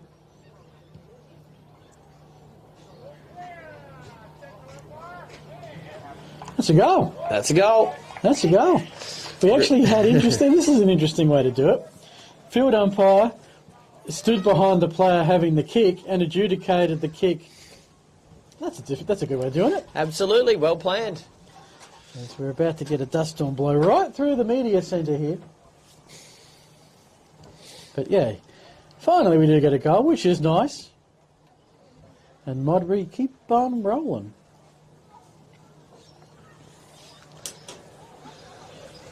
So back in the middle, as we mentioned before, Woodville South Super Cats yet to get a goal to the right of your screen, but they had about 4 or so in the second quarter to the left, so most certainly the scoring end. Modbury did quite well though in the second quarter going to the right. Little chip kick over the top to a one-on-one, beats them both, and the cavalry arrive. Has to turn around there, the ruckman in Kearns.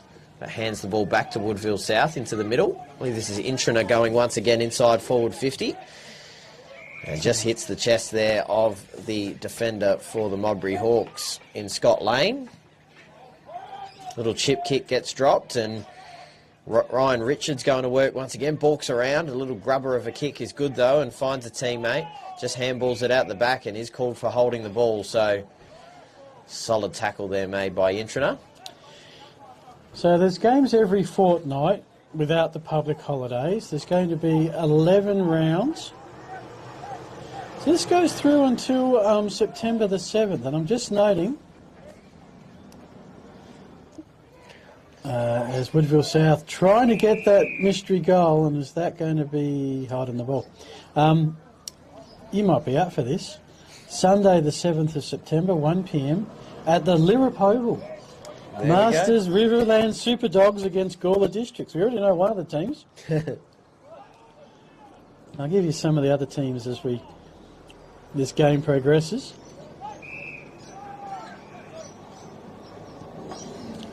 September 7, be there. Good kick there from Kearns on the outer side, on the near side I should say, but couldn't quite draw in a mark, and just close to the boundary line here the umpire blows a whistle and actually pays a free kick there, so potentially a little bit of a high tackle paid to the Super Cats. A little chip inside, couple players there. Intriner once again maybe draws a little contact around the head and was paid. Just to go through some of the 19 over 35 clubs, we've got Athelston, Paraka, the Sharks, which I think are based at Port Noarlunga, the Vikings, they're Happy Valley, Southern Metro, East Masters based at Daly Oval, Port Noarlunga, okay, so maybe the Sharks are not there, the Great Southern Super Jets, Peninsula Magpies, everything on the peninsula is the Magpies, Tea Tree Gully, Super Tigers in the Hills, Blackwood, Phantoms at Foss, Wests, the Brumbies, I think based at Smosh, Woodville South, we're seeing here, just south, the Gawler districts that we saw before and the Riverland. So that's a fair scope from the hills to the Riverland and Gawler all the way down to the southern coast. Maybe if you're interested in this, there is an AFL Masters team close to you. Yes, covering a fair bit of Metro Adelaide. And even country Adelaide as well, going all the way out to the Riverland, of course. And it sounds like you're very keen to get out there for a bit of a weekend trip, Phil. Well, I'm trying to think of how to balance this with other commitments. And there's a game being played today at 6 o'clock, last night between at Strathalbyn. Also Kersbrook. We've got the two Pertaringas, Port Noarlunga at the Cove, Napier Reserve, which is up on the peninsula. So most there is a double header set up, which kind of makes sense. So Woodville South, the Super Cats try and clear out, but it's in the lap of Ryan Richards, the star so far for Modbury. Gets a quick handball out, had a little bit of heat on it, but good enough to pick it up inside was the Modbury Hawks forward and lobs it over the top and a mark running back with it there for Matthew Cox. Or, in fact, actually, we've got 3 number 14s as well, so we have to work out which one this one is. So we've been told... Now, in case you're wondering why we haven't done our research properly, we did get these sheets rather late in the piece. So ball's on its way. It is through for a minor score. And this third quarter you'd think would be fairly close to an end. Yeah. Someone's alarm went off. It wasn't for the quarter, though. So can Woodville South get this elusive goal? Starting to run out of time to kick to the right of screen. And I'll have a really important question for you to think about for the final quarter, Louis, to carry us through that. The shadows are starting to extend. We've got the shadow from the club rooms coming right across them about halfway there. And that sun just needs a little bit of a cap adjustment. Probably affecting, well, anyone who has to look north, of course, being winter, there's a northerly sun. Oh. Nikarov doing well to get out of trouble there. Oh. Very nice little move. Get me that number. I think that was 28, which makes him Couthard. Got a little bit of zig and zag about him. Bit of a South again. Back to Couthard. He's inside 50. Finds a target. Okie dokie. Too far out to score, you would think. We're sort of picking up a little bit of communication from the players at the moment. And I think that's a really good time for it to hit record time. We're starting to get a little bit loose. So this is usually, what are we now? We're at 4:15, so this is usually around the time when games finish. We've got another 20 minutes. I would suggest we're going to finish about 4:45, which should still be daylight. because we did start the first game 20 minutes late, but there was very little gap between the two, as you noticed. Yes. That started about 5 minutes late. So you're with Phil Hurd and Louis McKenna. We're giving you the AFL Masters. Quick mention again of our sponsors and supporters, which include Classic Cash. There you go. Classic Clashes, Filming Footy, Work Locker, Sportal. And we'll be back after the break.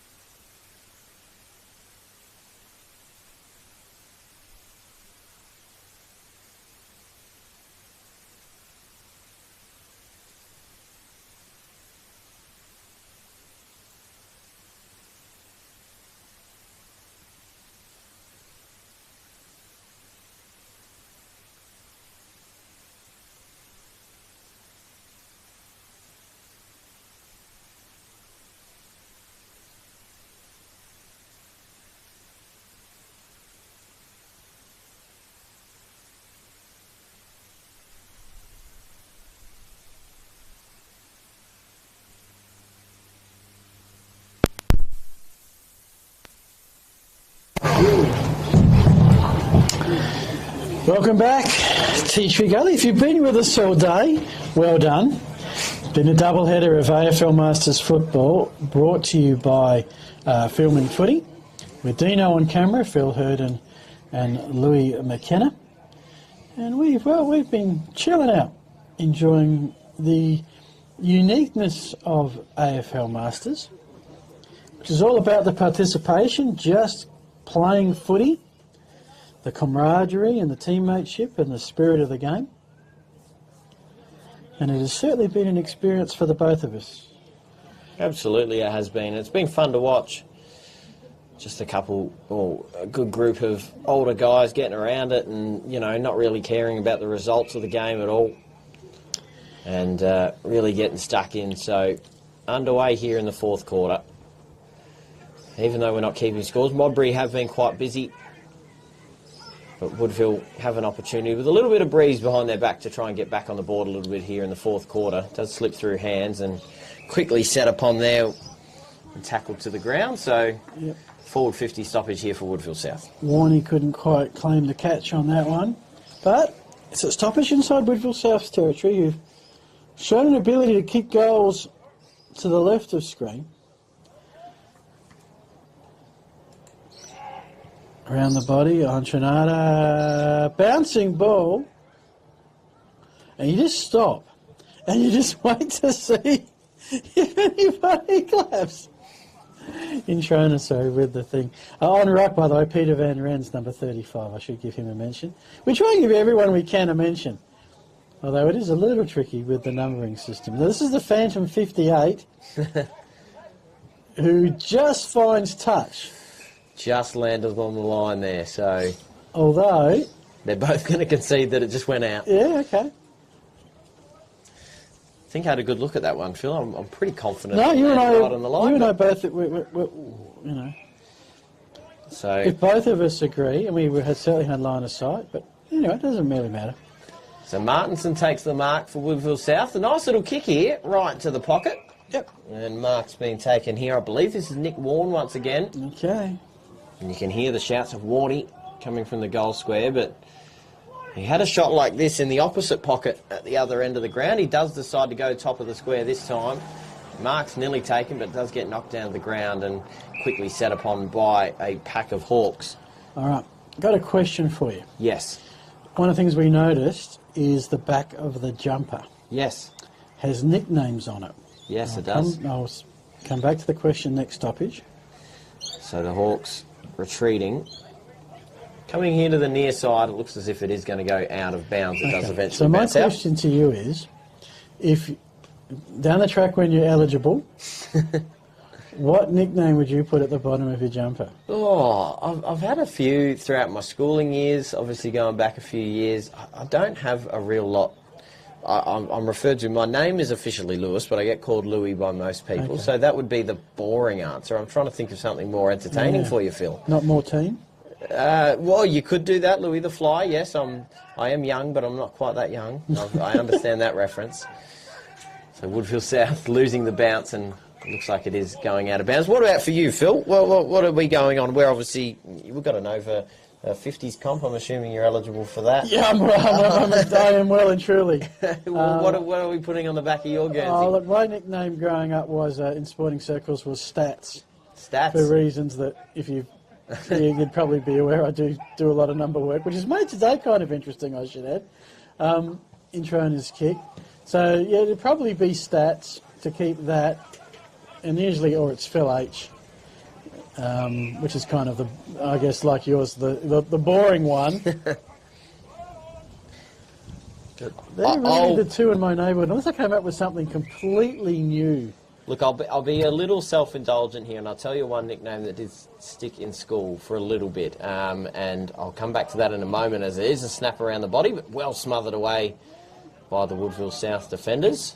I mean, you could do it as a whole rebranding exercise, couldn't you, if you're getting this nickname on your jumper and people see it and teammates know it?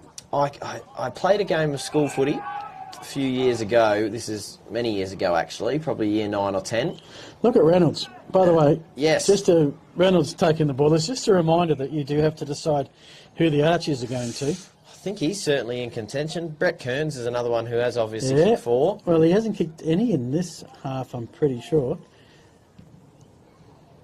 Look at that kick. Solid kick. Scott. Scott Lane. We believe. Yes.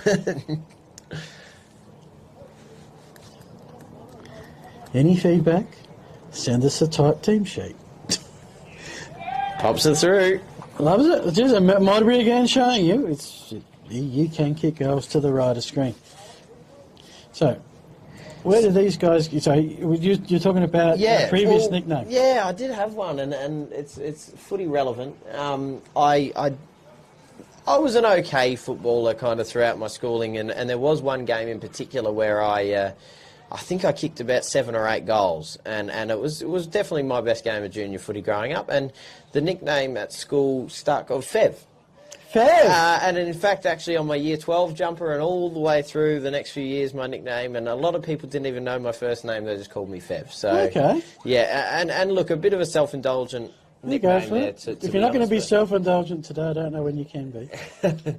So knockdown in front there, Woodville South looking to respond. And they do get a clearance here through Intrana. He's off. Yeah, he's off and running and going close to the top of the goal square. One-on-one contest and a ripping grab taken, leading at the footy.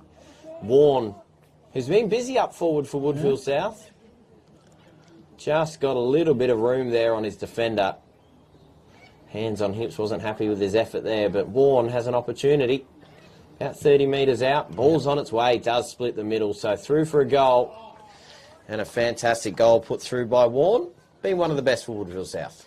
All right. For Modbury, their next game, well, everyone's next game is Sunday the 15th of June because the 8th is King's birthday long weekend. They're going to be 1 o'clock game at Daily Oval at Hectorville, home of the Hectorville Hounds. They'll be playing East's Masters 35 for... I'm trying to... For Woodville South, they're going to head south to St Mary's Park, where they play a lot of the Adelaide Footy League finals, just opposite the old Mitsubishi, the Tonsley area, where they're building a new motorway at the moment. St Mary's Park, you'll be taking on the Super Tigers Masters Men's Hills, or something of that nature. And that will be a 3 o'clock game. Our broadcast games will be at the Happy Valley Park, which will be 1 o'clock Vikings and Port Noarlunga, and at 3 o'clock Great Southern Super Jets, wish I was there for that, and the Peninsula Magpies. So ripping grab taken in the middle here for the Hawks. Kurt Engelson's been busy, but they hand it back to another man who has been really good for the Super Cats. To yet another one who's been one of the best on field. We've got a player out here fresh onto the field as well with a hat on. We're going to have to get his name in a moment. Yeah, The I've extra got the accessory. number.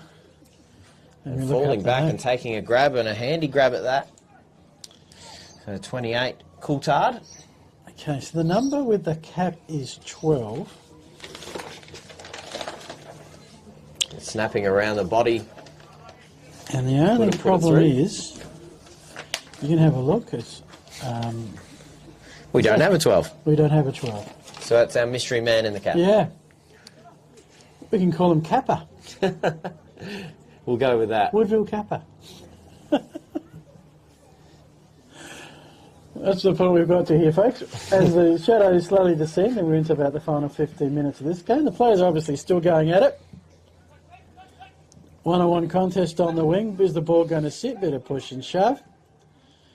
Tap on, nicely done to a teammate, which enables it to be picked up. The kick coming in from Darren Gray, who is the sole 21. Back to one of our 60s. Pumps it. Long kick. Oh. That's a well-placed kick. Some of the Modbury kicking today has been sublime. Could be Kearns again here if he turns around and shows his number, but if it is a number 16, I believe it's Kearns, and it is. I was about to say at the moment that sun reflection has totally befuddled my binoculars. But yes, that is Kearns. So, a late contender. You had this in the last game. People knowing that there's the Archies and the interview.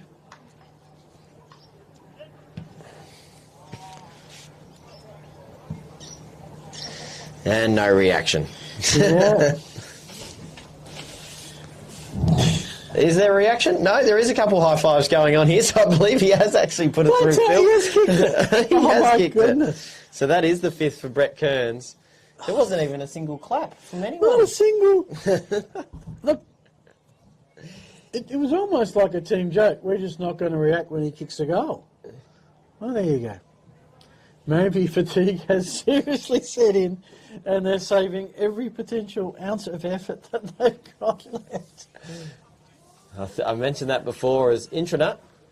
Good hands in the middle, gets the kick going inside forward 50, nearly onto the chest, and Coulthard, getting the snap out of the pack, and ball's on its way, he does put it through, so a solid goal there for Woodville South. If I know it's a goal, I'll clap. Yeah, that's it, just for a bit of background noise. We need it. Oh, there you go. What was that, 2 and 25 seconds? Absolutely. I think Woodville South, despite probably being behind, we think, certainly have the crowd advantage based on the reaction to that goal or more engaged playing group, I'm not quite sure. But back in the middle, shadows growing ever more by the minute. Woodville South clearance, courtesy of Martinson. To the Jim pocket, kick around the body by Craig Lewis. Coulthard's there again, he's held up, whether he has the ability to get it out. Inside kick, finds a target. Okay, this is Matty Campbell. Woodville South looking for back-to-back goals for one of the rare times today. And this is going to be, we think, in Trona. It is. I'm not going to show you the team sheet at this point, Louis. You say, no, it's not that. It's something else. And we've been calling it wrong all day. We're going to be consistent. And Trona backs himself, puts it high, let the breeze do the work. And has missed. That's been the hardest part of surreal. today. It's been the hardest part of today trying to guess if it's gone in or not. But Kearns, right down the other end of the ground. I'm pretty sure we did not have this problem in the first game. No, Is that just because we're at Tea Tree Gully? And well, they yeah, won a little bit more of a crowd around earlier. Yeah, maybe. And the crowd has obviously dissipated as they get ready for their working weeks starting tomorrow. There are people here. A few of them are watching. A few of them are on their phones. A few of them are kicking another footy around. One's walking a dog. A few of them have gone home to get the Sunday roast on film. A few of them know it's streamed, so they've gone home to watch it there. That's right, they have. They've seen it here and they go, well, why would I be out here when I can be lounging on my couch watching a filming footy? Closed. I'm not sure whether the bar's open or not. They seen filming footy and they went, wow, right, I can get home, lounge on my recliner. How do you find us, by the way? Well, however you found this game, you'll find us before YouTube, pretty good spot. And filming footy covers, oh my goodness, does it cover football? Adelaide Footy League, Adelaide Plains Footy League. You can listen to Louis McKenna's Game of the Week. Where are you off to next week, Louis? Hamley Bridge next week versus Balaclava, so looking forward to that one. The Bombers and the Packers. The Bombers and the Packers, that's right, as Warwick Kappa nearly underneath. Oh, just off of the... I mean, what a game. We've got Kappa and Warney playing together. And we are, of course, calling him Kappa because we don't have a name associated with him and we're going with a hat, so gives us just a name to go by. Trying to think of a famous North Adelaide player who wore 12. Nothing instantly comes to mind. Vasic, I'm going to say it's Vasic. He's one of the 60s. High kick. Here's a player who I've been impressed every time he's touched the ball, which is Engleson. Yeah, he's been busy. Met this time by Matt Campbell. He's probably been one of Woodville's better players. And the umpire giving a little bit of commentary as well. Ball up. Tap straight down to Vasic, or A60. Inside forward 50, where it will just roll and not be a throw-in, it will be a ball up. So I was about to say, I don't know, some of the players think, isn't that last disposal? Well, I guess that's the problem now. We've got AFL and Masters who do it the old way, and we've got Sandford, Adelaide Plains League. Last touch? Last yes, touch. They do, yep. Although I had to explain one day on Triple M, who were doing their first Sandford game for the year as the grand final, and I was their boundary rider, that the last disposal rule is, if you touch it out of bounds, that's fine. It's got to be a hand pass or a kick, what you'd have marked down as a disposal. Meanwhile, we're going to have a couple of stoppages here. Not too far away from the finale. I reckon about 6 minutes or so to go. I did remember this time to look down at when the siren blew. I'm just trying to remember what it was. Should have written it down.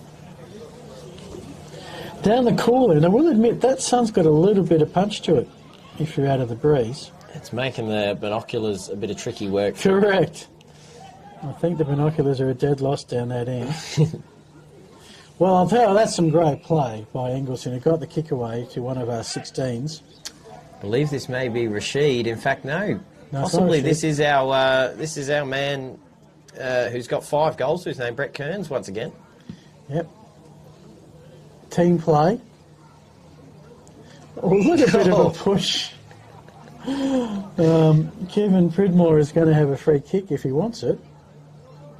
Is that paid or not? Yeah, it's paid, yeah.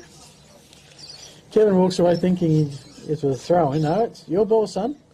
So I did notice Big Kev with Kev on his back. Nice, simple nickname. We're talking about nicknames Big Kev, earlier. just Kev? Just Kev. All right. Kev from 30 by the boundary. Doing it old school way. Oh. Beautiful pass. Needs a goal. Oh. And just a minor score. Game winding down here at Volcano Oval. It's been a fun afternoon with you, Phil. We'll get down and obviously present the Archies in a moment. Yeah. I think I have the highlight something in of the pressure point for you. You said that it's been a game without much commentary pressure. Well, that'll be your pressure point. I love it. Telling 35 players, no, you didn't win the Archies.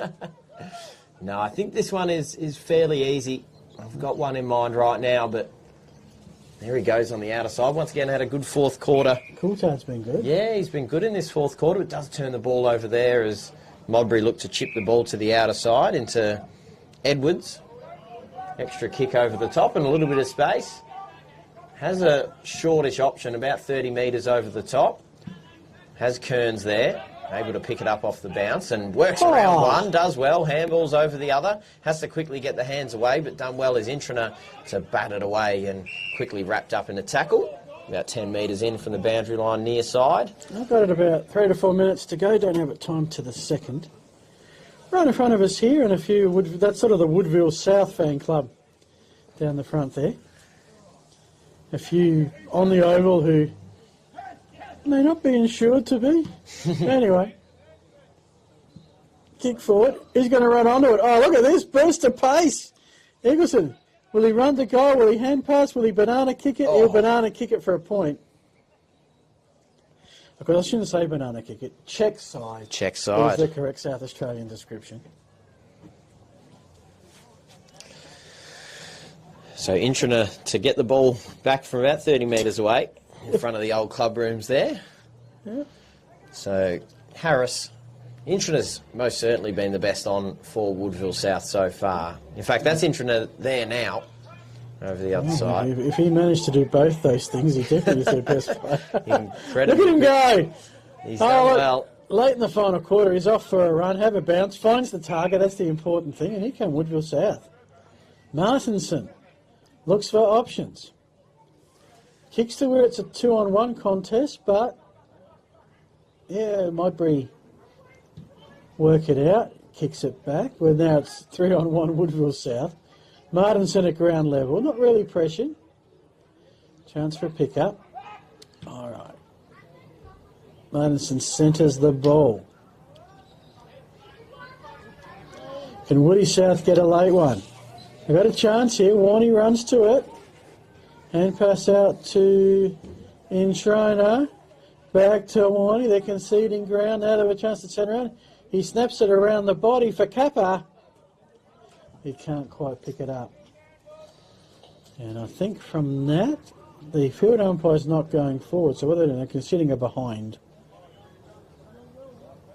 I reckon about 2 minutes.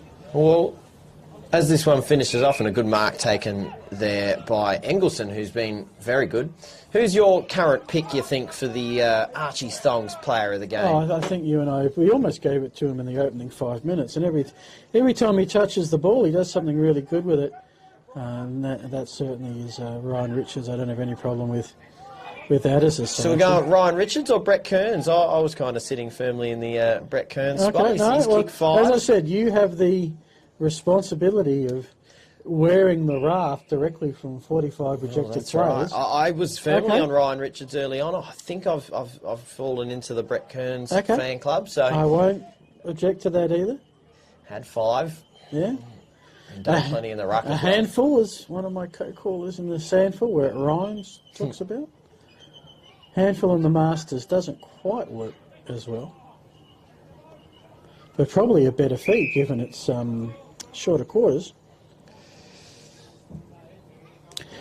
Do want to thank a few people. I want to thank Matt Gale, who's the media man at AFL Masters SA, for setting all this up. I want to thank Rowett, our state manager, who has been here early. Dino on camera. Oh, There's brilliant nice kick off the deck there by Engleson. Yeah. Scotty Lane, we were giving 3-2-1s. Engleson might be for consideration. For sure.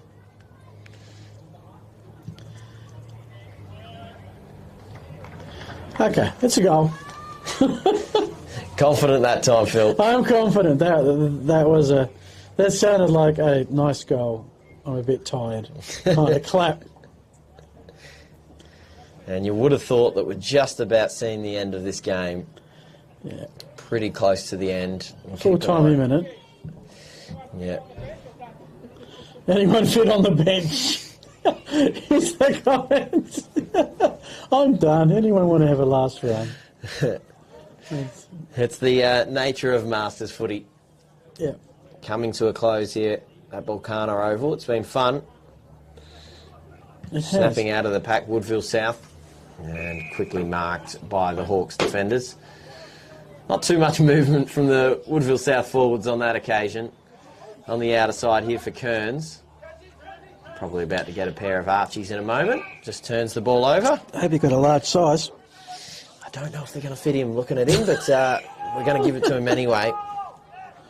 It's the symbolism of it. But no, Archies are great. So comfortable, you hardly know you're wearing them. Courtade in the pocket. Woodville South might just get the last shot on goal here. Better tell you who it is.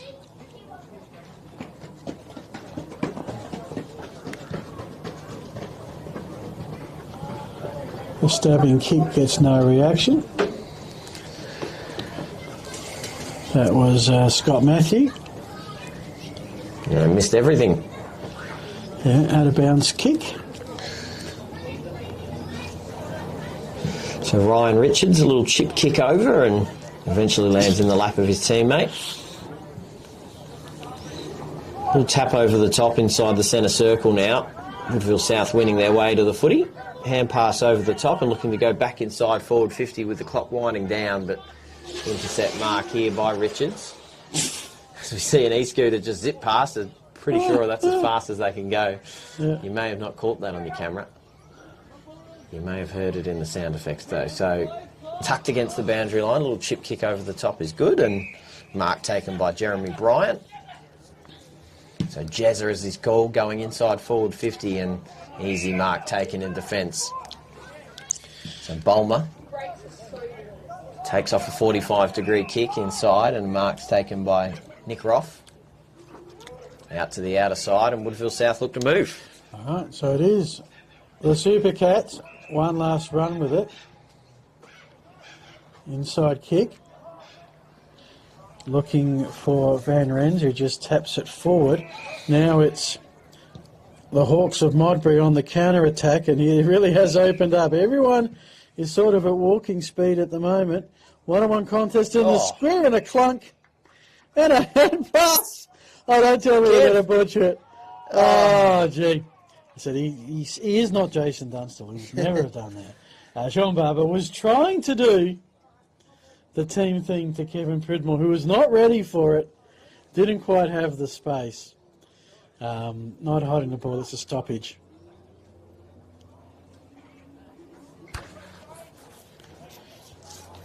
From that, it's going to be another stoppage. Well, I obviously didn't note down the time because we've gone a little bit beyond what I had. But it feels like 20 minutes. Yeah, it definitely feels like 20 minutes and then some, to be honest with you. But going into goal, just into the post. So I believe that was our man there once again, trying to put through his 6 in Brett Kearns. Yeah. Hitting the post that time. So stick around, we will have Feb's post-game interview. And then we'll wrap it up for a Sunday afternoon of AFL Masters footy. I haven't played footy for 6 years, Phil. I don't think I'm quite deserving of that nickname Feb, anymore. I reckon you. So on the outer side, quickly tackled and set upon, and that's the end of the game. The final whistle. I'll throw back to you, Phil, while I get my microphone set up, and we'll go grab the Archie thongs. Thanks so much, Larry. And great work today as we adapted to our new surroundings. And I look forward to you handing out those Archies real soon. Do want to thank our sponsors. Everyone starts to pack up. Filming Footy, Classic Clashes, Dartfish, Work Locker, Sportal, and Archies. And they're important as we go into this new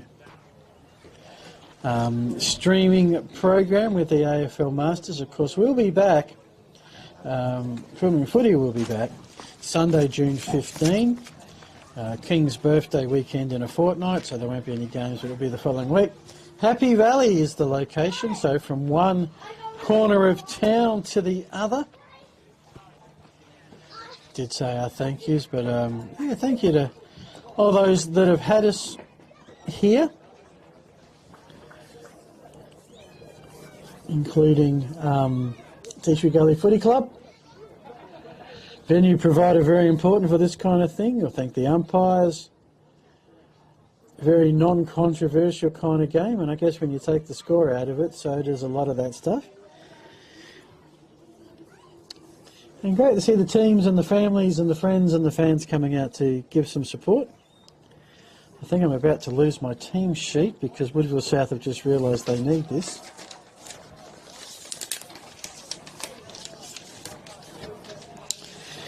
Thank you. No worries. Cheers. Meanwhile, not sure if the teams are going to gather around here.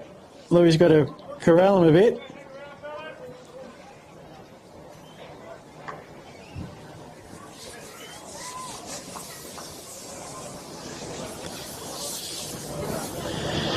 I think if Woodville South come back, great. If they don't, we'll just give out the award anyway. Photo time. Of course, the worst thing about all of this will be getting up tomorrow morning. Just facing this way. Yeah, right here. Here we do. Awesome. Not size 10 though, are you, mate? Oh, do I? Alrighty, I think Louis got his award winner. No, that's alright, that's fine. Let's go down to Louis. Awesome. Best on here, Brett Kearns. I think you kicked 5, mate, is that right? Yeah, and one hit the post. One hit the post there late as well, so you did extremely well. But awesome to watch you there, mate, and your team did so well today as well. Yeah, it was great fun. Yeah. Great group of lads. We go have a couple of beers and yeah. Yeah, awesome. You just said to me you might not fit into the size 10, so you might have to hand them off to one of your teammates there as well. But there's the Archie songs for you, super comfortable. And you get a couple of weeks off now. I don't think you've got a game until the 15th now, so a chance to rest up. But a lot of fun. My first time watching the Masters. It's great to watch. Oh, it's awesome, yeah. For our first year, so yeah, it's been great to join in and have a few beers and play a bit of footy. Great, like I said, great group of lads. Opposition. Beautiful people too. Yeah, owe anything into any sort of money jar for getting an interview on the media? I'm sure I will cop a lot in about 5 minutes. We just brought in a fine system today, so I'm sure it'll be worth something. What's the fine, boys? Cheers. Well, thank you very much and congratulations, mate. Cheers. Thanks for watching AFL Masters. The player of the game, Brett Kearns. Thanks. Thanks, Louis, for all that. Always interesting when you have to do that with a fan base around you, but they seem to appreciate everything there. We've appreciated your company. Time to wrap this up. Thanks, Louis. Thanks, Dino. Thanks to Filming Footy for getting us here and our sponsors again. End of the day, I always feel like I have to wrap up with the final score, but there wasn't one. Great to see the games between initially Tea Gully and Gawler districts and just wrapped up Woodville South and Modbury. This is Phil Eden saying thanks for watching. Until June 15, you've been watching the AFL Masters. Thanks to Filming Footy.